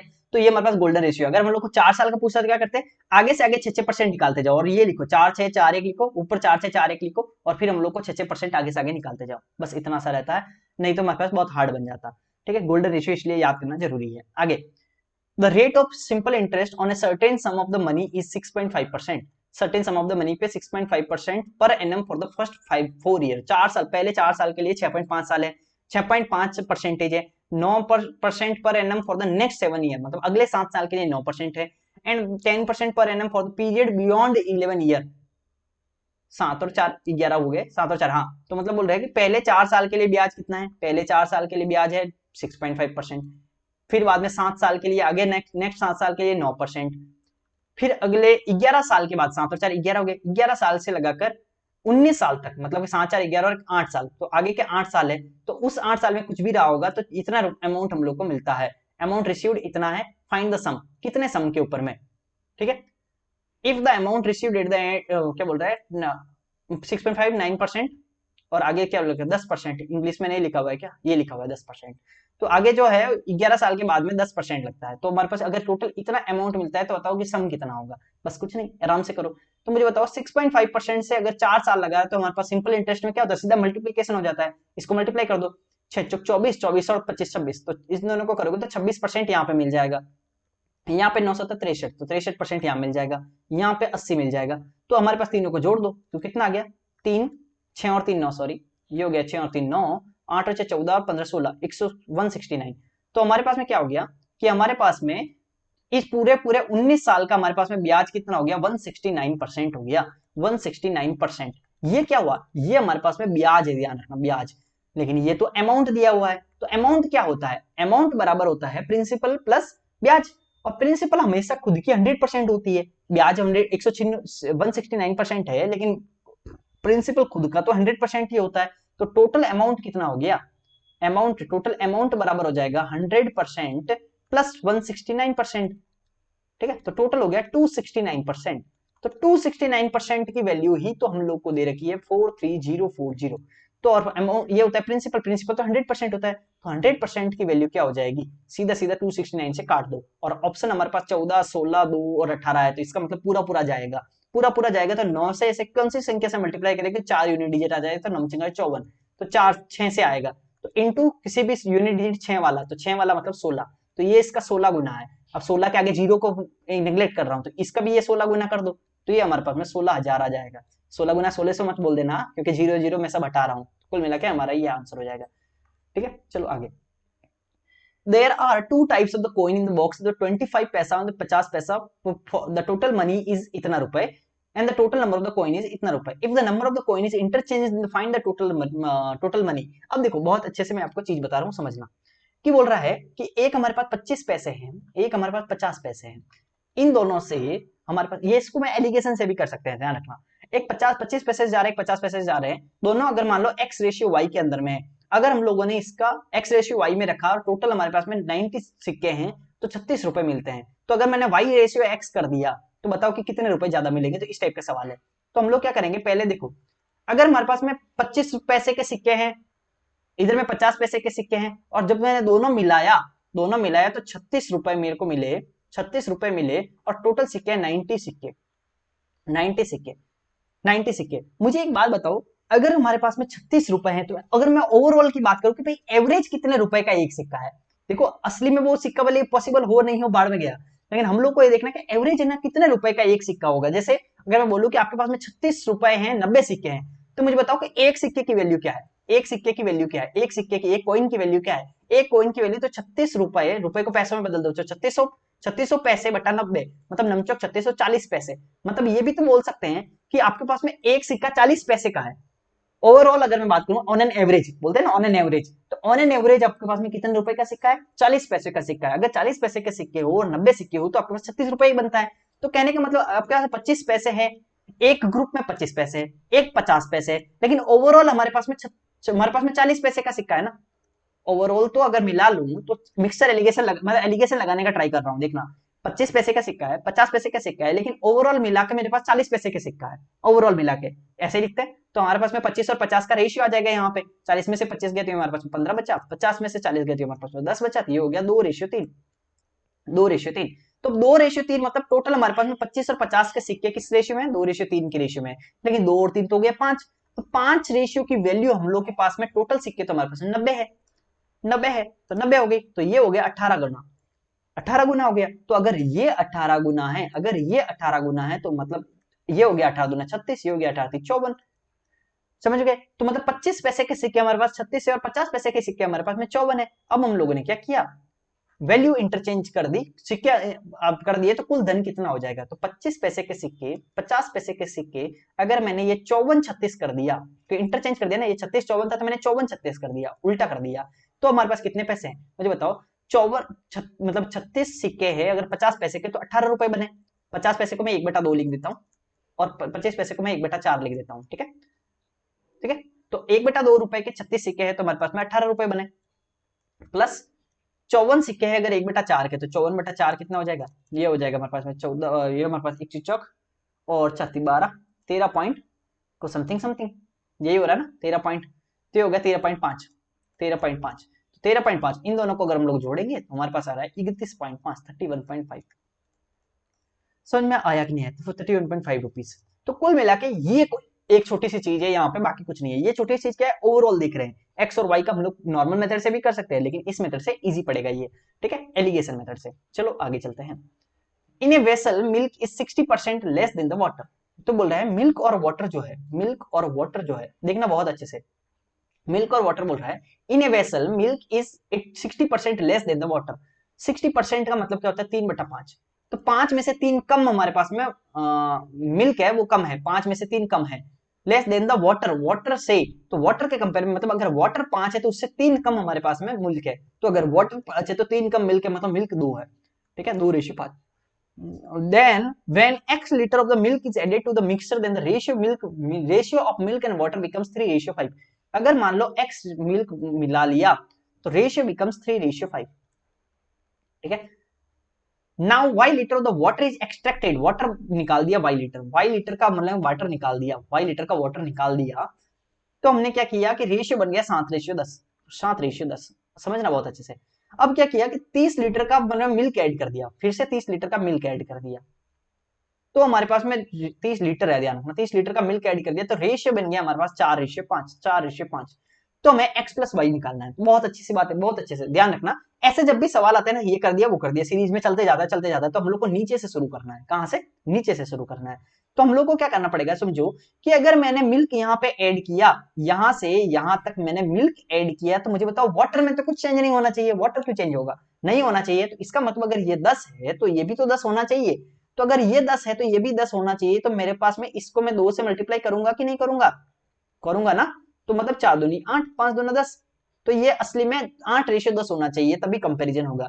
तो मुझे इसको भूल जाओ, अब इसको थोड़ी देर के लिए इस लाइन को पूरी के भूल जाओ, क्योंकि अब हमारे पास में 8:10 हो चुका है, क्योंकि हम लोग ने वाटर को सेम बना दिया, ठीक है। तो अब मुझे बताओ कि ये अगर मिल्क हमारे पास 7 था, अब हमारे पास मिल्क 8 है, तो हमारे पास मिल्क कितना बढ़ा, मिल्क तो 1 बढ़ा, और 1 की वैल्यू अगर हमारे पास में 30 दे रखी है, 1 की वैल्यू तो 30 दे रखी है, तो अगर 1 की वैल्यू 30 है तो 10 की वैल्यू कितनी हो जाएगी, 10 की वैल्यू तो 300 हो जाएगी। इतना समझ में आया, 10 की वैल्यू 300 हो जाएगी, और 7 की वैल्यू कितनी हो जाएगी, 7 के 21 210 हो जाएगी। इतना समझ में आया कि नहीं आया, आ गया। अब मुझे एक बात बताओ, अब इस नीचे वाली कहानी पूरी भूल जाओ, अब ऊपर चलते हैं। ऊपर मुझे बताओ कि यहाँ पे तो वाटर को घटाया है, तो मिल्क में तो कुछ चेंज होना ही नहीं चाहिए, तो इसका मतलब अगर ये 10 210 है तो ये भी तो 210 ही होना चाहिए, ऊपर वाला भी, तो 3 की वैल्यू भी तो हमारे पास में 210 ही है, क्योंकि इन दोनों में तो कोई फर्क नहीं है, क्योंकि अगर ये 210 है तो यहाँ पे भी तो 210 ही होगा ऊपर वाले स्टेज में। तो अगर ये 210 है मतलब ये अगर 70 गुना है, साथी के 70 गुना है, तो ये भी तो 70 गुना होगा, क्योंकि दोनों सेम ही रेशियो है। 70 गुना तो 7 बचा 35, 350। तो अगर ये 350 से 300 हो रहा है तो -50 हो रहा है, तो y की वैल्यू तो 50 आ गई। तो y की वैल्यू तो 50 आ गई। इतना समझ में आया कि नहीं आया? आ गया ना, y की वैल्यू 50। तो अब ऊपर चलते हैं और रेशियो में, तो y की वैल्यू तो 50 लीटर आ गई। तो अब मुझे एक बात बताओ कि अगर मैंने सिर्फ मिल्क को ऐड किया है तो वाटर तो उतना ही रहना चाहिए। तो वाटर जब 350 यहाँ है तो यहाँ पे भी तो 350 ही रहना चाहिए। तो अगर ये 350 है तो ये भी 70 गुना है, तो जब ये 70 गुना है तो ये भी तो 70 गुना होगा। 70 गुना 140। तो जब ये 140 है और ये 210 है तो हमने कितना मिला लिया? हमने तो यहाँ पे 70 लीटर मिला लिया। तो अगर ये 70 लीटर मिल गया तो x की वैल्यू तो 70 आ गई। तो x की वैल्यू हमारे पास में 70 हो गई। तो हमारे पास 7 5 12 हो गया। x प्लस वाई हमारे पास डॉक्टर पूछा था, तो 120 लीटर हो गया, बस खत्म हो गया x प्लस वाई। समझ गए? ये सवाल आपको ओरली हो जाना चाहिए। ओरली मतलब सिर्फ मुंह पे, ठीक है, एक अक्षर एक दाना ना लिखो, मतलब सिर्फ रेशियो लिखो और उसके बाद में सीधा मुंह से हो जाएगा। ठीक है, चलो आगे। The ratio SP of 3 article, ratio of SP of the 3 article is 8 ratio 8 9 ratio 5। इसको अच्छे से समझना। SP का रेशियो क्या दे रखा है? 8 रेशियो 9 रेशियो 5 दे रखा है। And the ratio of the percentage of the profit is 8 ratio 7 ratio 14। Profit percentage, percentage profit का रेशियो क्या दे रखा है? 8 ratio 7 ratio 14। If profit percentage of A is 14.28, 14.28 का मतलब होता है 1/7। ठीक है, 14.28 का मतलब 1/7% का प्रॉफिट। तो परसेंटेज ऑफ द प्रॉफिट का हमारे पास में ए का प्रॉफिट क्या देखा है? ए का प्रॉफिट तो यही है, एबीसी है ना, ये सब एबीसी। तो एबीसी में ए का प्रॉफिट तो 8 है, लेकिन 8 की वैल्यू हम लोग को 1/7 दे रखी है। तो जब 8 की वैल्यू 1/7% दे रखी है, 8 की वैल्यू 1/7 दे रखी है, मतलब कि समझना, मतलब कि 7 के ऊपर में एक बढ़ाओगे तो हमारे पास देखो 7 हमारे पास क्या हो गया? सीपी। प्रॉफिट परसेंटेज क्या होता है? परसेंटेज प्रॉफिट क्या होता है? प्रॉफिट बटा सीपी होता है। तो प्रॉफिट बटा सीपी, अगर हमारे पास में 1/7 दे रखा है प्रॉफिट परसेंटेज, मतलब 7 तो सीपी हो गया और एक हमारे पास प्रॉफिट हो गया, और दोनों मिला के 7 और 1 मिला के हमारे पास में एसपी क्या आ जाएगा? एसपी बराबर सीपी प्लस पी होता है ना, मतलब कॉस्ट प्राइस प्लस प्रॉफिट, मतलब सीपी एसपी आ गया हमारे पास में 8। तो मुझे बताओ एसपी तो 8 ही दे रखा है, तो इसका मतलब अगर 8 की वैल्यू 1/7 दे रखी है तो एक काम करो, 8 की वैल्यू 1/7 बनाने के लिए बताओ, 8 की वैल्यू 1/7 है तो 1 की वैल्यू हमारे पास में क्या हो जाएगी? 1 की वैल्यू हमारे पास में 8 और 7 56, 1 की वैल्यू 1/56 हो जाएगी। तो जब 1 की वैल्यू 1/56 हो जाएगी, तो 1 की वैल्यू 1/56 हो जाएगी, तो 8 को मैं 1/56 से मल्टीप्लाई कर देता हूँ। सबके सब 8 7 14 है ना, 8 7 14। चलो आपको ऐसे समझ नहीं आएगा तो एक काम करो, 8 को मैं 1/56 से मल्टीप्लाई करूंगा तो 1/7 आएगा। इसको मैं मल्टीप्लाई कर देता हूँ, 1 की वैल्यू 1/56 है ना, तो 8 की वैल्यू 1/56 गुना होके 1/7 बन गई। तो इसको भी 7 को भी मैं 1/56 से मल्टीप्लाई कर देता हूँ तो एग्जैक्ट वैल्यू आ जाएगी। 14 को भी 1/56 से मल्टीप्लाई कर देता हूँ तो 7 8 56, ये 1/8 बनेगा, और ये हमारे पास 14 56, ये हमारे पास में 1/4 बनेगा। इतना समझ में आया? तो 7 पे 1 का प्रॉफिट होगा तो ये हमारे पास में एसपी आ गया 8, 8 पे 1 का प्रॉफिट होगा तो एसपी आ गया 9, और 4 पे 1 का प्रॉफिट होगा तो एसपी आ गया 5। ये हम लोग का एग्जैक्ट दिया हुआ ही है ऑलरेडी, उसी रेशियो में दिया हुआ है जिस रेशियो में हमारा बन रहा है। तो हमारे पास में नीचे वाला तो सीपी हो गया, सीपी का रेशियो हमारे पास में क्या आ गया? 7 रेशियो 8 रेशियो 4, नीचे वाला। ठीक है, क्योंकि नीचे वाला ही तो होता है प्रॉफिट परसेंटेज में, जो सीपी होता है वो नीचे वाला ही तो होता है। ठीक है, जब हमारे पास में ये हमारे पास 1 हो गया और दोनों का सम मिला के एसपी, और दोनों का सम मिला के एसपी में आ रहा है हमारे पास 7 और 1 8, 8 हो रहा है, 8 और 1 9, 9 हो रहा है, 4 और 1 5, 5 हो रहा है। समझ में आया कि नहीं है? बहुत अच्छे समझ में आया कि नहीं है? 1/56 से मल्टीप्लाई क्यों किया ये भी तो समझ में आया ना, क्योंकि 8 की वैल्यू ही हमें 1/7 दे रखी है, 8 की वैल्यू ही हमें 1/7 दे रखी है। तो हम लोग को 1/7 बनाना है तो क्या करोगे? 8 में 56 का भाग दोगे तभी तो 1/7 बनेगा ना, 8 और 7 56। तो वही सब में 56 का भाग दिया मैंने, बाकी कुछ नहीं किया है। 56 का भाग दिया तो ये हमारे पास में ये आ गया, और नीचे वाले सीपी होते तो ये सीपी का रेशियो आ गया। अब हमारे पास क्या बोल रहा है? अब हमारे पास क्या बोल रहा है? और बी का क्रय मूल्य 400 है, बी का क्रय मूल्य तो 8 है, 8 की वैल्यू हम लोग को 400 दे रखी है, 8 50 40 मतलब 50 गुना दे रखी है। तो कुल लाभ परसेंटेज बताओ, कुल लाभ परसेंटेज बताओ, कुल लाभ परसेंटेज बताओ। कुल लाभ परसेंटेज कैसे निकलेगा? कुल लाभ परसेंटेज तो बहुत अच्छे से निकाल सकते हो। तो हमारे पास में कुल लाभ परसेंटेज कैसे होगा? 8 और 7 15, 15 और 4 8 और 7 15 और 4 19। तो ये हमारे पास में सीपी टोटल कितना आ गया? 19। एसपी टोटल कितना आ गया? एसपी टोटल आ गया 9 और 8 17 और 5 23, यही है ना।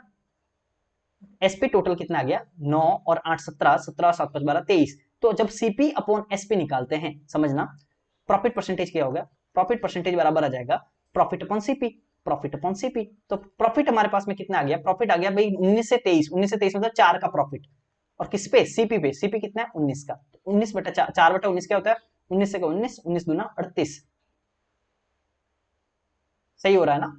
9 और 8 17 और 5 7 5 13 23 और 8 और 7 15, 15 और 4 19, सही हो रहा है। 8 और 7 56, 14 14 56, ये हो गया 19, ये हो गया 4, 9 और 5 14, 14 और 8, सही करो, 9 और 5 14, 14 और 8 22, 23 कहां से हो गया, 22 है ना।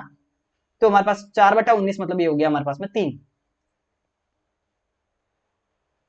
ये हमारे पास हो गया 3। तो 3 बटा 19 मतलब हो गया 19 दूना, अब हमारे पास थोड़ा सा ये मिटा देता हूँ, ये मिटा के 2 को हटा देता हूँ, तो ये हमारे पास में क्या आएगा, ये हमारे पास में गया 19 से 19, और पीछे बचा हमारे पास में 11, 110, 110 ही बचा ना, 19 से 19 पीछे बचा ये 19 95 15 पॉइंट समथिंग समथिंग। तो हमारे पास में ये तीनों ऑप्शन नहीं आएगा, ये आएगा नन।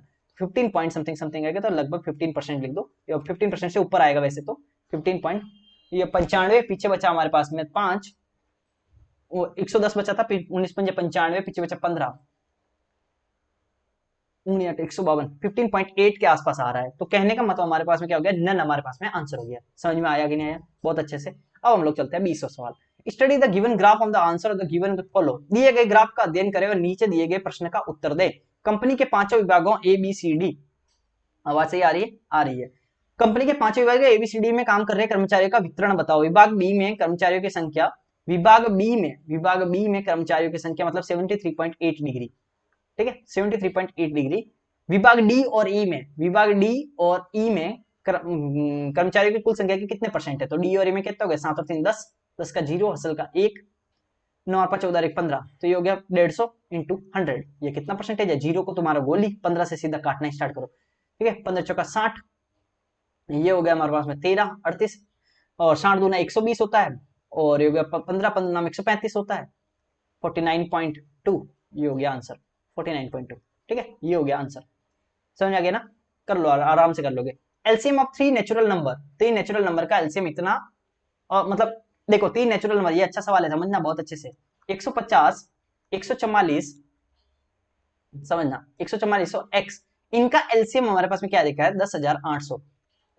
एक्स के कितने मान संभव है, बहुत ही अच्छा सवाल है, आप इसको करने का ट्राई करो, पॉज करो वीडियो को, वैसे तो सारे वीडियो को पॉज कर, सारे सवालों को पॉज करके ट्राई करना है, फिर मुझे मार्क्स बताना है कितने मार्क्स आए, ठीक है बहुत अच्छे से, मैं आपको पूरा कॉन्सेप्ट के साथ बता रहा हूँ। अगर बोले कि एलसीएम, तो एलसीएम मुझे बताओ कोई भी संख्या का एलसीएम क्या होता है। जैसे मान लो कि मैं बोलूँ 12 और 16 का एलसीएम क्या हो गया, तो हमारे पास 12 और 16 का एलसीएम क्या होता है, तो हमारे पास में हमारे पास 4 इंटू 3, तो 2 का स्क्वायर इंटू 3 हो गया, और हमारे पास 16 है तो 2 की पावर 4 हो गई, ठीक है। तो हमारे पास में होता है इसका एलसीएम क्या है, एलसीएम क्या होता है कि हमारे पास 2 की जो भी हाईएस्ट पावर हो वो ले लो, और तो 3 की हाईएस्ट पावर हो वो ले लो, फिर 5 की हाईएस्ट पावर तो है ही नहीं यहाँ पे, तो 0 हो गया, 5 की पावर 0 0 1 होता है। तो कहने का मतलब जो भी जिसकी प्राइम नंबर की हाईएस्ट पावर जो होती है वो ले लो, और ये हमारे पास एलसीएम होता है, मतलब 16 48, तो 48 एलसीएम आ गया। तो कहने का मतलब हाईएस्ट पावर जो होती है वो एलसीएम के अंदर में आती है, एलसीएम के अंदर में दोनों मिला के हाईएस्ट पावर आती है, ये लाइन याद रखना, आगे पूरा सवाल इसी इस पे। एलसीएम वो संख्या होती है जो किसी भी इंडिविजुअल संख्या की हाईएस्ट पावर को लेके बनाई जाती है। तो अब करते हैं 15 को, ये हम लोग 150, 150 को हम लोग कैसे लिख सकते हैं, 25 चौका 100, 25 छक्के 150, यही होता है ना। तो 25 को तो हम लोग 5 का स्क्वायर लिख सकते हैं, 25 छक्के 150 तो 2 इंटू 3 लिख सकते हैं, यही हो गया ना 25 छक्के 150, नहीं हो गया। और 16 नम 144, 16 को तो 2 की पावर 4 लिख सकते हैं, और नम 144 मतलब 3 का स्क्वायर हो गया, ठीक है समझना कि इसे इतना जल्दी करना है, ठीक है। तो ये हो गया 16 144, तो ऐसे ही तोड़ना है जो बहुत आसान है, और 150 को हम लोग 25 सेकंड 150 लिख सकते, तो ये हो गया। अब 10,800 को तोड़ना है, अब समझो इसको तोड़ने का तरीका देखो, पहले 100 को तोड़ते हैं, 100 हमारे पास 25 चौका 100 होता है, तो 100 को तो हम लोग लिख सकते हैं 5 का स्क्वायर इंटू 2 का स्क्वायर, 25 चौका 100। 108 में देखो 9 का भाग जा रहा है, ये 8 और 9 हो रहा है ना 9, तो 9 को मैं लिख सकता हूँ 3 का स्क्वायर, बाद में लिखेंगे हम लोग डबल डबल, कुछ भी हो रहा होगा तो हम लोग बढ़ाएंगे, ऐसे तोड़ते जाओ। अब 9 से जैसे हम लोग काटेंगे तो 1 नंबर 9 और नमदुनी 18, एक नंबर नमदुनी 18, 12 बच रहा है। अब 12 को हम लोग क्या लिख सकते हैं, 4 इंटू 3 लिख सकते हैं, तो 3 हमारे पास में एक और आ गया 3, और ये हमारे पास में 2 का स्क्वायर और आ गया। तो अल्टीमेटली हमारे पास क्या बना, अल्टीमेटली 2 का स्क्वायर बना ना, 2 का स्क्वायर और 2 का स्क्वायर, तो 2 की पावर 4 बना, 2 की पावर 4 इंटू 3 का स्क्वायर और 3, ये हो गया 3 की पावर 3, और 5 का स्क्वायर, ये हो गया 5 का स्क्वायर, तो ये आ गया हमारे पास में टोटल। तो अब हमारे पास में थोड़ा सा मैं इसको मिटा भी सकता हूँ या नहीं मिटाऊं, चलो मिटा नहीं मिटाते, स्टेप रखते हैं। तो हमारे पास में इस तरह से हमारे पास संख्या बच गई। इतना समझ में आया? तो अब हमारे पास में एक ऐसी एक्स संख्या है, समझना, ये 150 वाली है, ये है, और ये एक्स संख्या है। इसका क्या क्या हमारे पास में गुणनखंड, क्या क्या हमारे पास में इसका फैक्टराइजेशन वाला ये होने चाहिए कि हमारे एलसीएम ये आ जाए। अब सोचो सोचो सोचो, बहुत अच्छे से सोचना। अगर यहाँ पे 2 की पावर 4 है हाईएस्ट पावर, बहुत अच्छे से समझना इस लाइन को, अगर यहाँ पे 2 की पावर हाईएस्ट 4 है तो इसका मतलब इसके अंदर में से, इसके अंदर में से और इसके अंदर में से, इसमें भी 2 रहा होगा। 2 की पावर कुछ भी रख दो, मान लो मैं 2 की पावर ए रख देता हूँ, 3 की पावर बी रख देता हूँ, और 5 की पावर सी रख देता हूँ, और मान लो कुछ भी है 7 की पावर डी रख देता हूँ। 7 तो यहाँ पे है ही नहीं, तो एलसीएम में जब 7 नहीं है तो यहाँ पे 7 कैसे हो सकता है? नहीं हो सकता। तो मैं एबीसी मान लिया थोड़ी देर के लिए आपको समझाने के लिए। तो कहने का मतलब अगर यहाँ पे 2 की पावर 4 है, अगर यहाँ पे 2 की पावर 4 एलसीएम है, तो इसका मतलब या तो 2 की पावर यहाँ पे 1 है, यहाँ 2 की पावर 4 है, यहाँ पे 2 की पावर ए है, तो यहाँ पे इन तीनों में से मैक्सिमम जो पावर है वो यहाँ रखी गई है। इसका मतलब ए की जो मैक्सिमम वैल्यू है, ए की जो मैक्सिमम वैल्यू है वो ज्यादा से ज्यादा 4 ही हो सकती है, क्योंकि 4 तो यहाँ पे भी है, 1 है, तो या तो ये 4 रहा होगा या ये 4, दोनों ही 4 हो गए तो भी तो मैक्सिमम 4 ही है, तो ए की मैक्सिमम पावर 4 हो सकती है। अब सोचो 3 की पावर 3 लिखी हुई है, समझना, 3 की पावर 3 लिखी, ए की मैक्सिमम पावर 4 मतलब ए की कौन कौन सी पॉसिबल वैल्यूज है, समझना। ए की पॉसिबल वैल्यू है कि ए है ना 1 हो सकता है, 0 भी हो सकता है, वैसे 0 भी हो सकता है, ध्यान रखना, ए 0 हो सकता है, ए 1 हो सकता है, ए 2 हो सकता है, ए 3 हो सकता है, ए 4 हो सकता है। अब आपके दिल में एक सवाल आ सकता है कि हमारे पास में 0 1 2 3 4, ये 0 लेंगे तो हमारे पास में ये मैक्सिमम वैल्यू 4 कहां से आएगी? देखो मैक्सिमम वैल्यू ये तो 4 है ही, तो कहीं ना कहीं से देखो 2 की पावर 4 आई है तो वो 2 की पावर 4 यहां से आ ही जाएगी ना। हमारे मान लो कि 2 यहाँ पे है ही नहीं, मान लो 2 की पावर 0 है तो मतलब 1 हो गया, तो हमारे पास 2 है ही नहीं, तो भी तो ये 2 की पावर 4 यहां से आ जाएगी। अगर मान लो 2 की पावर 1 है तो हमारे पास में तो भी तो 2 की पावर 4 हाईएस्ट ये है, 2 की पावर 2 है तो भी तो ये हाईएस्ट है, 2 की पावर 3 है तो भी तो ये हाईएस्ट है, 2 की पावर 4 है तो अब दोनों ही बराबर हो गए, तो ये तो भी तो ये दोनों ही हाईएस्ट है। अब 2 की पावर 5 नहीं हो सकती, क्योंकि जैसे ही 2 की पावर 5 आएगा तो एलसीएम में भी 2 की पावर 5 होना चाहिए, लेकिन वो तो हो ही नहीं सकता क्योंकि एलसीएम ही हाईएस्ट पावर होती है। तो कहने का मतलब हमारे पास 0 1 2 3 4 ये सब पॉसिबिलिटी है ए की, तो ए की पॉसिबिलिटी हमारे पास में क्या होगी? टोटल पॉसिबिलिटी ए की क्या होगी? ए के अंदर टोटल पॉसिबिलिटी 5 हो गई। मैं 5 कैसे? 1 2 3 4 5, तो 5 तरह के नंबर, एन क्यों लिखा हूं? मतलब एक की एक है ना 5 तरह की वैल्यू ले सकता है, ए है ना 5 तरह की वैल्यू ले सकता है। अब हम लोग चलते हैं बी वाला। बी क्या क्या होगा? बी की हाईएस्ट पावर है 3, मुझे बताओ बी की हाईएस्ट पावर यहाँ पे है 1, यहाँ पे बी की हाईएस्ट पावर है 2, तो मुझे बताओ बी की हाईएस्ट पावर 3 आई कहां से? भाई वो बी की हाईएस्ट पावर कहीं ना कहीं से तो हाईएस्ट रही होगी तभी आई होगी। जब यहां से नहीं आ रही है, जब यहां से नहीं आ रही है तो जरूर यहां से आई होगी। तो इसका मतलब 3 की पावर हाईएस्ट अगर 3 लेनी है तो इसका मतलब यहाँ पे बी की पावर 3 ही है, मैक्सिमम वैल्यू नहीं। 3 की पावर बी की वैल्यू 3 ही है, बी की वैल्यू 3 ही है, बी की वैल्यू 3 ही है, क्योंकि अगर बी की वैल्यू बी की पावर 3 की पावर 3 नहीं होगी तो फिर 3 की पावर 3 यहाँ आएगा कहां से? क्योंकि अब बी की वैल्यू यहाँ पे 0 नहीं हो सकती, ध्यान रखना, बी की वैल्यू 0 नहीं हो सकती, क्योंकि अगर बी की वैल्यू 0 हो गई तो फिर तो हाईएस्ट पावर 3 की पावर 2 बची, लेकिन यहाँ तो 3 की पावर 3 है, तो इसका मतलब 0 नहीं हो सकती, 1 भी नहीं हो सकती, 2 भी नहीं हो सकती, 3 ही होगी, 4 भी नहीं हो सकती। क्यों नहीं हो सकती 4? क्योंकि 3 की पावर 3 ही एलसीएम हाईएस्ट है, 4 कैसे हो जाएगी? कहने का मतलब बी की वैल्यू 3 ही होगी, तो एन मतलब बी कितनी वैल्यू ले सकता है, या फिर बोले ना कितने मान संभव है, कितनी वैल्यूज ले सकता है, क्या वैल्यू ले सकता है, नहीं कितनी वैल्यू ले सकता है, समझ गए ना। आपके पास कितने तरह के सिक्के हैं और कितने सिक्के हैं में फर्क होता है। 25 पैसे के सिक्के हो, 50 पैसे के सिक्के, मान लो 2 तरह के, तो 2 ही तरह के सिक्के हैं। कितने सिक्के हैं? दो हमारे पास में कितने सिक्के हैं तो वो अलग हो सकते हैं, कितने ही सिक्के हो सकते हैं, लेकिन कितने तरह के सिक्के हैं तो 2 ही हो गए। तो इसी तरह से एन कितने, मतलब बी कितनी वैल्यू धारण कर सकता है? बी एक ही वैल्यू धारण कर सकता है, वो है 3। समझ आ गया? अब चलते हैं सी।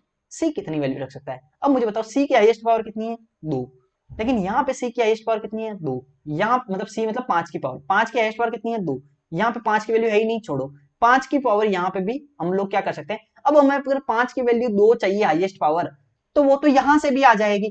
तो इस ये बेचारा तो फ्री हो गया ना, मतलब घर में एक कमाने वाला बेटा आ चुका है, तो अब इस कमाने वाले बेटे को अगर ये बिगड़ेल भी हो जाए तो चलेगा, ठीक है।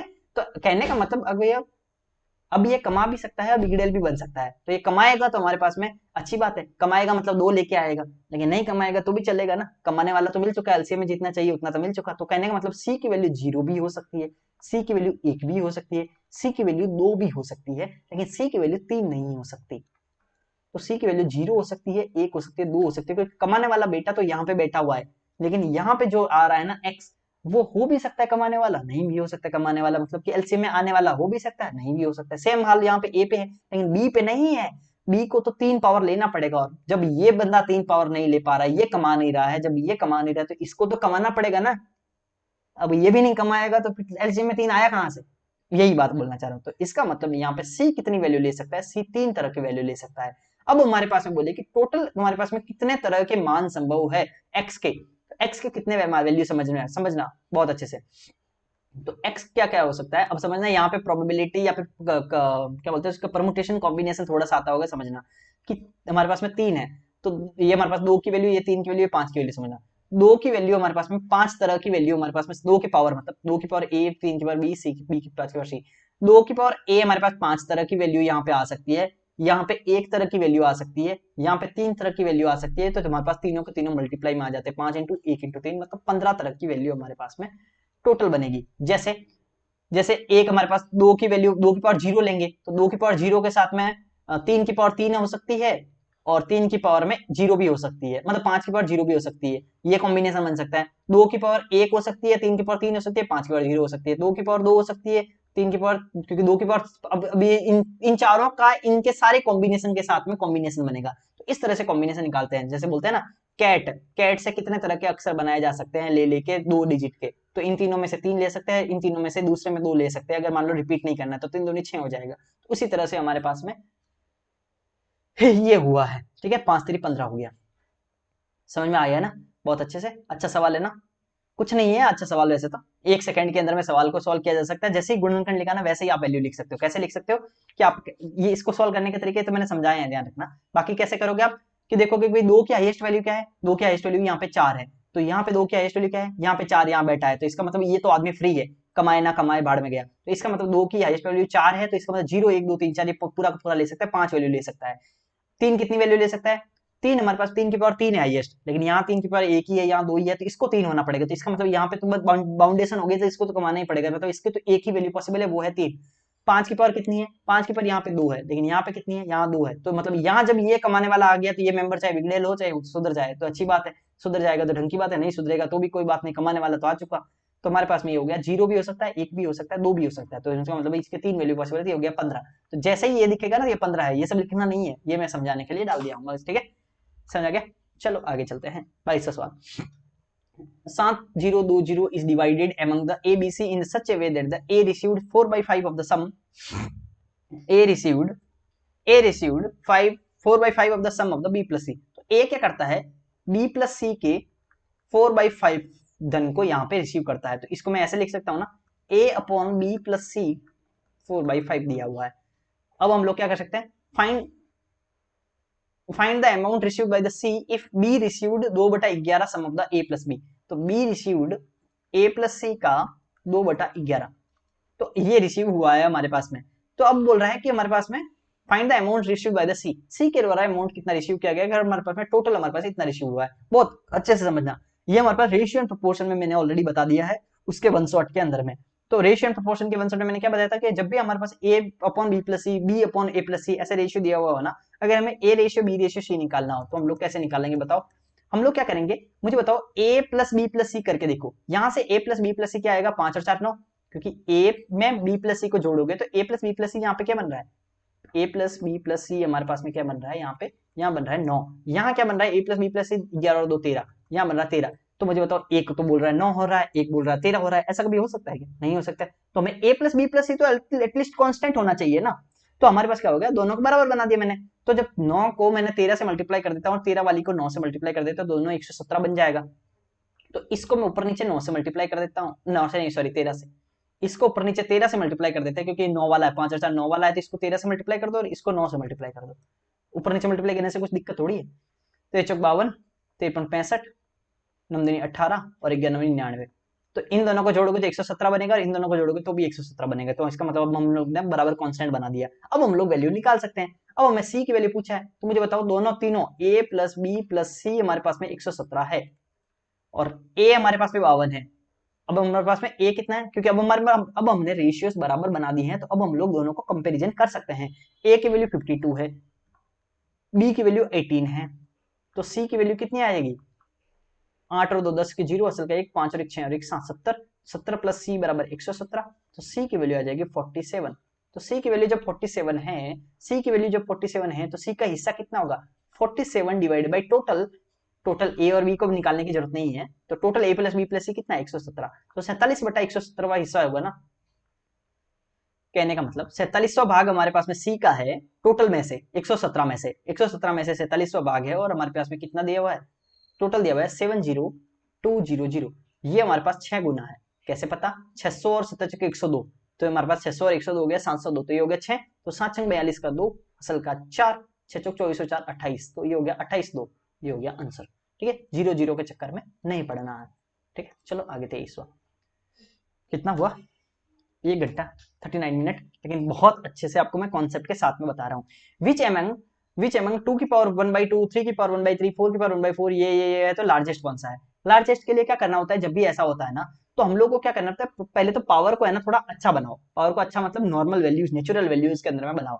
तो हम लोग क्या करेंगे कि 2 3 4 6 और 12 जो है ना, एलसीएम ऑफ 2 3 4 6 12, एलसीएम इनका लेंगे तो हमारे पास क्या बनेगा? 2 3 4 6 12 का एलसीएम क्या होगा? 12। तो इनका एलसीएम हो गया 12, तो 12 का 12 का 12, 6 दूनी 12, 4 तीन 12, 3 दूनी 6, मतलब 3 6 12, 6 दूनी 12, तो ये हो गया एलसीएम हो गया इनका 12। तो अब हम लोग क्या करते हैं, देखो जब भी हमारे पास में बोल रहा है कि भाई 2 की पावर 1/2 है, तो अगर 2 की पावर 1/2 और 3 की पावर 1/3 है, अगर मैं इसका अगर हम लोग 12 गुना, इसका भी 12वां पावर करे और इसका भी 12वां पावर करे, समझ लो, तो हमारे पास में मान लो कि 2/2 की पावर 1/2 और 2 की पावर 1/3, मतलब 3 की पावर 1/3 है। अगर इन दोनों में से मान लो कि मान लिया कि इन दोनों में से बिना पावर के मान लिया ये बड़ा है, तो 12 पावर करने के बाद भी अगर हमारे पास में यही बड़ा आएगा, ध्यान रखना ना, पावर करने के बाद में भी यही बड़ा आएगा, यही बड़ा आएगा। ठीक है, यही बड़ा आएगा। तो इसका मतलब हमारे पास में क्या हुआ, समझना, जब तक कि वो संख्याएं एक से छोटी नहीं हो, इसके अंदर ये भी कंडीशन है, समझना कि अगर मान लो कि हमारे पास 0.2 है, उसका स्क्वायर, अरे यार मैं आपको एक चीज सिखाता हूं, समझ लो, 0.2 और 0.3, ठीक है, 0.2 और 0.3, तो इसका स्क्वायर करो पहले, मतलब इन दोनों में से बड़ा ये है। 0.2 का स्क्वायर क्या होगा? 0.04, और 0.3 का स्क्वायर क्या होगा? 0.09। इन दोनों में से बड़ा कौन सा है? ये बड़ा है। तो कहने का मतलब जो भी पावर होता है, जब जो भी पावर होता है, तो वो पावर करने के बाद में जो संख्याएं पहले अगर हमारे पास में छोटी बड़ी ये थी, तो बाद में भी बड़ी यही रहेगी। तो इसी तरह से हम लोग एलसीएम से मल्टीप्लाई करेंगे। लेकिन एक चीज और ध्यान रखना, अगर हम लोग को पूछे कि एक्स बड़ा है कि एक्स स्क्वायर बड़ा है, एक्स बड़ा है कि एक्स स्क्वायर बड़ा है, तो मुझे बताओ इसके अंदर में मान लो कि क्या हमेशा एक्स स्क्वायर बड़ा रहेगा? नहीं, गलत है। एक्स स्क्वायर एक्स से छोटा भी हो सकता है। जैसे ये देखो 0.2 बड़ा है कि 0.04 बड़ा है? 0.2 बड़ा है, लेकिन फिर भी हमारे पास तो स्क्वायर है ना इसका। तो कहने का मतलब ये एक्स स्क्वायर और ये एक्स है, तो एक्स बड़ा है। कहने का मतलब जब संख्या एक से छोटी हो जाती है तो एक्स स्क्वायर छोटा होने लगता है। ठीक है, ये चीज ध्यान रखना। चलो आगे, ऐसे चीज समझना। तो कल मिला के हम लोग अगर स्क्वायर बड़ा है, कहने का मतलब अगर हम लोग इसका 2 की पावर 1/2 और 3 की पावर 1/3 है, अगर मान लो ये बड़ा है, तो इनके पावर करने के बाद में भी यही बड़ा होगा। तो इसका मतलब हम लोग पावर करके इजी कर देते हैं, तो हम लोग देख लेंगे कि उस पावर में क्या कौन बड़ा है, तो उस हिसाब से नंबर भी बड़े होंगे। अब क्या करते हैं, 12 का हम लोग क्या करते हैं, एलसीएम से पावर को मल्टीप्लाई कर देते हैं। 2 की पावर 1/2 को 12 से मल्टीप्लाई करेंगे तो हम लोग क्या होगा, 2 की पावर 1/2 को 12 पावर कर देते हैं, तो उससे हमारे पास में क्या आएगा, 2 से कट जाएगा, तो ये बनेगा 6। तो मैं अब डायरेक्ट लिख रहा हूँ, डायरेक्ट क्या लिखूंगा, डायरेक्ट कर देते हैं कि 2 की पावर 6, ये बनेगा हमारे पास में 3 की पावर 3 4 3 12, तो 3 की पावर 4, ये 1/4 से 12 का मल्टीप्लाई कर रहे हैं, सबको 12 से कर रहे हैं, ध्यान रखना। तो ये बनेगा 4 की पावर 3, ये बनेगा 6 की पावर 6 दूनी 12, तो 6 की पावर 2, और ये बनेगा 12 की पावर 12 12 कट जाएगा, तो ये 1। समझ गया ना, पावर से मल्टीप्लाई किया है मैंने 12 का, ये पावर को मल्टीप्लाई किया है 12 से, ध्यान रख लेना। तो अब हमारे पास मुझे बताओ इनमें से बड़ा कौन सा है, सबसे बड़ा ज्ञात करना है। तो मुझे बताओ 12 की पावर 1 का वैल्यू तो 12 ही होता है, 6 36 होता है, ये हमारे पास 16 64 होता है, ये हमारे पास में 3 3 29 27 81 होता है, ये हमारे पास 64 होता है। ठीक है, ठीक है, तो अब हमारे पास बताओ इनमें से बड़ा कौन सा है? बड़ा तो ये है। अगर 3 की पावर 4 बड़ा है, अगर 3 की पावर 4 बड़ा है तो इसके रेस्पेक्ट में नंबर कौन सा था? 3 की पावर 1/3 था। तो ये भी बड़ा होगा, ये लार्जेस्ट होगा, ये लार्जेस्ट होगा। तो 3 की पावर 1/3 हमारे पास सबसे बड़ा है। अगर हम लोग को सबसे छोटा पूछे तो ये हमारे पास सबसे छोटा है। तो अगर ये छोटा है तो फिर ये सबसे छोटा होगा। तो हमारे पास मतलब 12 से 1/12 भी सबसे ज्यादा छोटा होगा, स्मॉलेस्ट होगा। तो कहने का मतलब अगर नंबर, अगर पावर करने के बाद में हमने 12 पावर 12 कर दिया ना, सबका पावर 12 कर दिया, तो 12 पावर करने के बाद में भी जो बड़ा होता है वो असली में बड़ा होता है, और जो 12 पावर करने के बाद भी छोटा होता है वही पहले इनिशियली भी छोटा होता है। ठीक है, तो ये हमारे पास में आंसर हो गया। चलो 24वां करते हैं। S T and U complete the one task in the 48 and 60 days irrespectively. ठीक है, अब हमारे पास में क्या बना? To complete the work they get 10,800 रुपए, तो इतना रुपए उनको मिलता है। They started the work together but T left the work 2 days before the completion of the work and the U share left 5 days before the completion the work. S has completed the rest of the work. What is the S in the rupees from the money? अब एक चीज समझना, ये क्या बोल रहा है कि अगर ये कितने भी दिन काम करते हैं, एस टी एंड यू काम करते हैं, स्टार्ट कर दिया भाई इन लोगों ने, इन सबकी इंडिविजुअल कैपेसिटी हम लोग को दे रखा है कि भाई कि एस टी और यू है। अगर ये तीनों के तीनों, अगर ये 40 आर में कर देता है, ये 48 आर में कर देता है, ये 60 आर में कर देता है, ये 60 आर में कर देता है, ये हम लोग को इनका तीनों का तीनों मतलब 60 डेज में कर देता है, तो ये हम लोग का इसका दिया हुआ है। अब बोल रहा है, अब ये बोल रहा है कि भाई टी है ना क्या किया, but T left the work 2 days before the completion of the work. मान लो कि यहाँ पे काम कंप्लीट हुआ, उससे 2 दिन पहले क्या किया, टी ने काम छोड़ दिया। Before the completion of the work you share left 5 days before the completion, share थोड़ा गलत लिखा हुआ शायद। ये क्या बोल रहा है, कुल मिला के यू है ना 5 दिन पहले, you left 5 days before the completion of the work. तो यू क्या करता है, ये 2 दिन पहले काम छोड़ देता है, यू क्या करता है 5 दिन पहले काम छोड़ देता है, यू क्या करता है 5 दिन पहले काम कर सकता है, काम छोड़ देता है। यहाँ पे एस, यहाँ पे क्या हुआ कि ये टी 2 दिन पहले और ये 5 दिन पहले काम छोड़ देता है। बाकी शुरू से हम लोग ये ना तीनों के तीनों साथ में काम करते हुए आ रहे थे। तो इतना आपको ध्यान रखना है, ये तीनों के तीनों साथ में काम करते हुए आ रहे थे। अब क्या बोल रहा है, हम लोग को निकालना है what is the total, S को क्या कितने रुपए मिलेंगे, एस को कितने रुपए मिलेंगे। तो इसको करने के लिए आपको क्या करना पड़ेगा, सबसे पहले तो इनका एलसीएम लेके हम लोग को ये देखना पड़ेगा कि टोटल काम कितना था। और लेफ्ट और एड के केस में एक चीज समझना, लेफ्ट और एड के केस में आप क्या कीजिए कि हमारे पास में क्या किया कीजिए कि टोटल काम के अंदर में चेंजेस कर दिया कीजिए। जैसे आपने अगर नहीं देखा है ना हमारा लेक्चर, जैसे पाइप एंड सिस्टम का जो हमने पढ़ाया था लेक्चर, उसमें भी मैंने क्या कैसा किया था कि टोटल जो टैंक की कैपेसिटी थी उस टैंक की कैपेसिटी में चेंजेस कर दिए थे, जिससे नंबर ऑफ डेज के अंदर में कोई भी चेंजेस नहीं आया था। इतना आपको ध्यान रखना है। ठीक है, तो आपको क्या करना है, पहले तो इसका एलसीएम लेके करना है। 1 सेकंड रुकना। चलो अब हम लोग करते हैं आगे। तो हमारे पास क्या बोला कि एस हमारे पास में देखो टी हमारे पास में यहाँ पे 2 दिन पहले छोड़ा, यू हमारे पास 5 दिन पहले छोड़ा, एस तो छोड़ा ही नहीं। तो इसका मतलब एस तो पूरा का पूरा काम को खत्म किया, तो एस तो शुरू से लगाकर एंड तक चला है, ध्यान रखना, एस तो शुरू से लगाकर एंड तक चला है। तो अब हमें देखना है कि भाई टोटल टाइम कितना लगा। टोटल टाइम निकालने के 2 तरीके से हमारे पास, सबसे पहले तो हम लोग को क्या लेना पड़ेगा, इसका एलसीएम लेना पड़ेगा कि भाई टोटल काम कितना है। मान लो कि 240 हमारे पास टोटल काम है, क्योंकि 40, 48 और 60 का हमारे पास एलसीएम क्या आएगा, 240 आएगा, निकाल देना, बहुत ईजी है। 40 का 6 बार करोगे तो ये 6 आएगा, 48 का 5 बार मल्टीप्लाई करोगे तो ये आएगा, 5 दूनी 10 हो जाएगा, 50 इंटू 5 क्या होता है 250 होता है, 5 दूनी 10, ये 10 कम हो जाता है, और ये हो जाएगा 6 चौक 24, तो ये होगा 4। तो एस टी और यू की कैपेसिटी क्या होगी, 6:5:4 हमारे पास इसकी एफिशिएंसी हो चुकी है, 6:5:4। तो 6:5:4 अगर इनकी एफिशिएंसी है, तो अब एक बात को समझना कि 240 काम को ये 6:5:4 से कर रहे हैं। तो अब हमारे पास लेकिन ये है कि टी और यू तो छोड़ दे रहे हैं कभी न कभी काम को। तो मान लो 2 से अगर ये काम छोड़ देता है, 2 कैपेसिटी मतलब 2 दिन पहले काम छोड़ देता है, तो मैं बोलता हूं कि भाई ये काम कर। कभी कभी होता है ना कि आपके घर में कोई काम, कोई मजदूर आ रहा है, तो बोलता है कि यार काम मतलब ऐसा है कि वो 2 दिन पहले छोड़ देता है, तो मान लो जितना भी दिन लगता है, लेकिन मान लो कि हमारे पास बोल रहा है कि भाई 10 तारीख को काम खत्म करवाना है, 10 तारीख को काम खत्म करवाना है, और 2 दिन उसको बोले कि यार तू छोड़ दे, नहीं तो बहुत जल्दी खत्म हो जाएगा, तू छोड़ दे, मेरे को 10 तारीख को ही काम खत्म करवाना है। तो अगर मान लो उसको मैं छोड़ने के बजाय बोलूं कि यार तू आ जा, मैं थोड़ा काम बढ़ा देता हूं, तो भी तो 10 तारीख को खत्म किया जा सकता है। तो कहने का मतलब अगर ये 2 दिन पहले अगर मान लो कि इसको छोड़ दिया, लेकिन मान लो ये नहीं छोड़ा होता, तो अगर मुझे टाइम के ऊपर में कोई भी इफेक्ट नहीं लाना है, तो मैं काम बढ़ा देता हूँ। 2 दिन में जितना भी एक्स्ट्रा करता है तो मैं एक्स्ट्रा ही काम कर देता हूँ ना, एक्स्ट्रा काम करवा लेता हूँ। तो मुझे बताओ टी है ना 2 दिन में कितना काम करता है, 1 दिन में 5 करता है, तो 2 दिन के अंदर में क्या होगा, 2 दिन के अंदर में 10 काम एक्स्ट्रा कर लेगा। तो मैं क्या करता हूँ कि अगर इसको छुड़वाता नहीं हूँ, मैं 10 काम बढ़ा देता हूँ, उससे टाइम पे कोई दिक्कत नहीं आएगा। समझ में आ गया। टाइम पे कोई दिक्कत नहीं आएगा, क्योंकि अगर हमारे पास 2 दिन पहले ये काम छोड़ देता है तो हमारे पास में 5 दिन, हमारे पास एक दिन में 5 काम करता है तो ये 10 काम एक्स्ट्रा कर लेगा, तो मैं काम एक्स्ट्रा कर देता हूँ, तो 250 काम करवा दूंगा, तो उससे क्या फर्क पड़ेगा, ये टी 2 दिन एक्स्ट्रा काम कर लेगा। अब काम करते हैं आगे। यू 5 दिन एक्स्ट्रा काम, मतलब 5 दिन पहले छोड़ देता है, तभी जाके ये काम है ना कुछ टाइम के अंदर में पूरा करता है। तो काम करता हूँ मैं, टोटल टाइम के अंदर में कोई भी इफेक्ट नहीं लेना है, तो मैं क्या करता हूँ कि इसको भी 5 दिन एक्स्ट्रा काम करवा देता हूँ, लेकिन काम बढ़ा देता हूँ। 5 दिन एक्स्ट्रा काम मतलब 5 20 काम एक्स्ट्रा हो जाएगा, तो ये 5 20, तो कुल मिला के हमारे पास 240 और 260 270। अगर हम लोग 270 काम मान लें और तीनों से काम करवा दे तो टोटल टाइम में कोई भी फर्क नहीं पड़ेगा। ठीक है, तो कहने मतलब ये जो टोटल टाइम है ना छोड़ने के बाद में छोड़े वगैरह, तो उससे जो टोटल टाइम आएगा वही टोटल टाइम रहेगा ये 270 के मामले में। तो हमारे पास टोटल टाइम कितना हो गया, टाइम, तो टाइम हमारे पास कंप्लीट करने के अंदर में कितना लगेगा, 270 बटा 6 और 4 11 और 5 17, 6 और 5 11, 11 और 4 15, सॉरी क्या बोल लिख दिया मैंने, 6 और 4 10 और 5 15, 15 हो गया।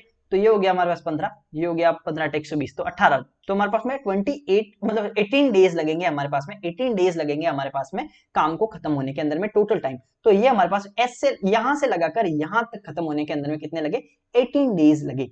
तो अब मुझे बताओ कि बोल रहा है एस का हिस्सा कितना है, मुझे बताओ, एस तो कोई भी काम छोड़ा ही नहीं, एस तो छोड़ा ही, तो एस तो पूरे 18 दिन काम किया है ना, एस तो पूरे 18 दिन काम किया, और एस कितना काम कर रहा है एक्चुअल में, तो हमारे पास काम इतना ही ध्यान रखना, ये तो मैंने सिर्फ टोटल टाइम, टोटल हमारे पास में टाइम बढ़ाने के लिए है ना, टाइम कैलकुलेट करने के लिए, टाइम कैलकुलेट करने के लिए मैंने है ना 10 20 हटा के हम लोग ने कैलकुलेट कर लिया ताकि छोड़वाना वगैरह न पड़े, लेकिन असली में काम ये नहीं है, ध्यान रखना, असली में काम हमारा 240 ही है, असली में काम 240 ही है। जब हम लोग 240 काम है लेकिन ये छोड़ रहे हैं, सब कुछ कर रहे हैं, लेकिन ये तो सिर्फ हमने कैलकुलेट करने के लिए, हमने ये 18 तक कैलकुलेट करने के लिए ये लिया है। अब हमारा इसका काम हट चुका है, ये हमारा कोई काम का नहीं है, इजी कैलकुलेशन के लिए मैंने ऐसा किया है, 18 डेज लेके आ गया। ठीक है, अब हम लोग के पास में एस हमारे पास में कितना काम करेगा, मुझे बात बताओ, 18 दिन तक एस तो रेगुलर काम कर रहा है, तो एस अगर एक दिन में 6 काम करता है, एस अगर एक दिन में 6 काम करता है तो 18 दिन में तो इतना काम करेगा, लेकिन टोटल काम कितना था, टोटल काम तो 240 था। मैं ये क्यों बताया हूँ, क्योंकि अगर आप 270 ले लोगे तो गड़बड़ हो जाएगा, क्योंकि 270 टोटल काम था ही नहीं, टोटल काम तो 240 ही था ना, 6 के कंपेयर में 240 ही था टोटल काम, बाकी तो सब छोड़ना घटाना इस सब के कारण मैंने 18 दिन निकालने के लिए ये किया है। ठीक है, 6 इंटू 18 बटा 240, तो इतना तो हो गया हमारे पास में, क्या हो गया, ये हमारे पास में टोटल, हमारे पास में एस ने इतना काम किया है टोटल में से, एस ने 6 इंटू 18 काम किया है 240 में से। तो अब हमारे पास बताओ रुपए कितने मिलेंगे, इसको इसको रुपए मिलेंगे 10,800 का, इसी रेशियो में मिलेगा, 10,800 का इसी रेशियो मिलेगा। समझ में आ गया कि नहीं आएगा, ये इक्वेशन समझ में आ गई ना, कि भाई एस ने 6 की कैपेसिटी से 18 दिन काम किया, तो 6 इंटू 18, टोटल काम था 240, तो इस रेशियो के अंदर में काम किया टोटल का, तो हमारे पास 10,800 टोटल रुपए है, तो इसको डिवाइड ही कर दो, बस कुछ नहीं करना है, बस इसको मल्टीप्लाई कर दोगे तो हमारे पास 6 चौक 24 आ जाएगा, ये 2 आएगा, ये 9 आएगा, ये 2 से हम लोग काटेंगे तो ये आएगा 5 और 4, ये हम लोग करेंगे तो 9 चौक 36 का 6, असल का 3, 45 46 47 48, तो 4,860 कहीं पे है, ये रहा 4,860। समझ में आ गया। 25 सवाल करते हैं, लास्ट सवाल है, अब हम लोग आगे बढ़ते हैं जल्दी जल्दी। 535 AB, 535 AB 5 अंकों का नंबर है, 3 7 11 से डिविजिबल है, तो इसका वैल्यू निकालो। अब ये बहुत अच्छा सवाल है, समझने का ट्राई करना। 535 AB ये हमारे पास 3 से भी डिविजिबल है, 7 से भी डिविजिबल है और 11 से भी डिविजिबल है। तो मुझे बताओ कोई संख्या अगर 3 से डिविजिबल है, 7 से डिविजिबल है और 11 से डिविजिबल है, तो मतलब जरूर और जरूर वो ये तीनों के तीनों तो प्राइम नंबर है, तो इसका मतलब ये इसके एलसीएम जो है इनसे डिविजिबल होनी चाहिए, ये इनके एलसीएम से डिविजिबल होनी चाहिए, तभी इन सब से डिविजिबल होगी। क्योंकि अगर हम लोग के पास सिर्फ 3 से डिविजिबल है तो काम नहीं बनेगा, सिर्फ 7 से है तो काम नहीं बनेगा, सिर्फ 11 से तो काम नहीं बनेगा, तो इनके एलसीएम से डिविजिबल होनी चाहिए। इनका एलसीएम क्या होता है, 3 प्राइम नंबर, 3 को प्राइम नंबर का एलसीएम उनका मल्टीप्लीकेशन ही होता है। समझ गए, तो 7 इंटू 3 7 21, 21 इंटू 11 हम लोग करेंगे तो 21 इंटू 11 हम लोग करेंगे तो 1 2 और 1 3, और ये हो गया 2, तो 231, तो इनका मल्टीप्लीकेशन कितना आ गया, 231 आ गया, 231। तो इसका मतलब क्या हुआ कि हमारे पास में ये आ चुका है एलसीएम, ये हमारे पास आ गया एलसीएम। तो कहने का मतलब 231 से संख्या डिविजिबल होगी, जो भी संख्या 231 से डिविजिबल होगी वो 3 से भी डिविजिबल होगी, वो 7 से भी डिविजिबल होगी, वो 11 से भी डिविजिबल होगी। तो मतलब 231 से कितना भी मल्टीपल ले लो, कोई भी मल्टीपल, 231 का डबल 462, तो 462 में भी 3 का जब आ जाएगा, 7 का भी जाएगा, 11 का भी जाएगा, लेकिन संख्या हमारे पास तो 535 AB है। तो मुझे बताओ 231 का ऐसा कौन सा मल्टीपल है जो कि इस संख्या के नजदीक आता है। ठीक है, अब यहां से चलेगा गैस वर्क, गेस वर्क है कि ऐसा नंबर ढूंढो जो 231 से मल्टीपल हो और वो इसके फॉर्म में आता हो जिसके 3 डिजिट स्टार्ट की ये हो और बाकी जो भी हो वो निकालनी है।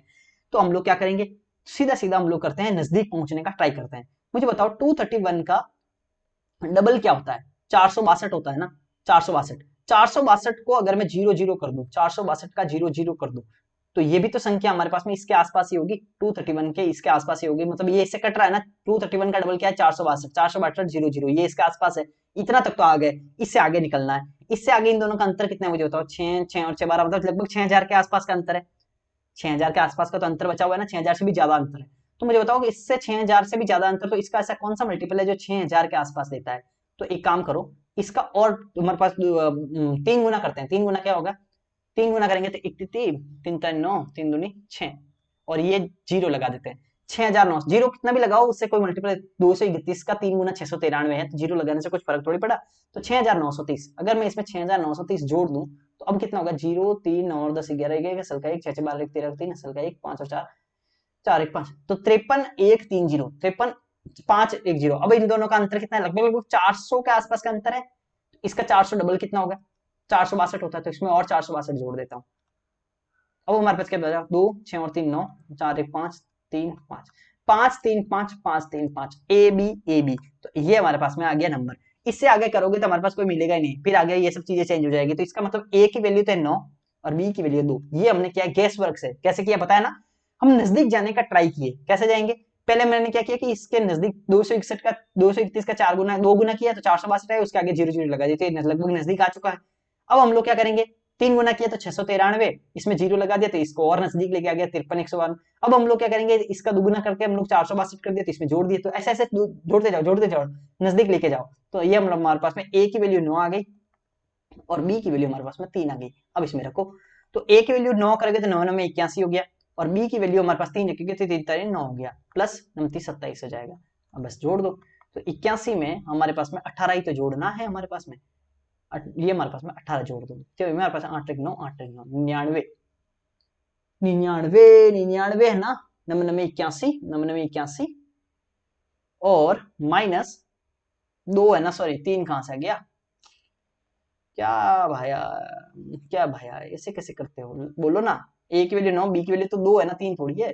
तो 99 81, ठीक है, 99 81 हो गया, और ये हमारे पास हो गया 99 81 इन 81 माइनस 81 माइनस 2 दूनी 4 प्लस ए बी हमारे पास हो गया 9 दूनी 18।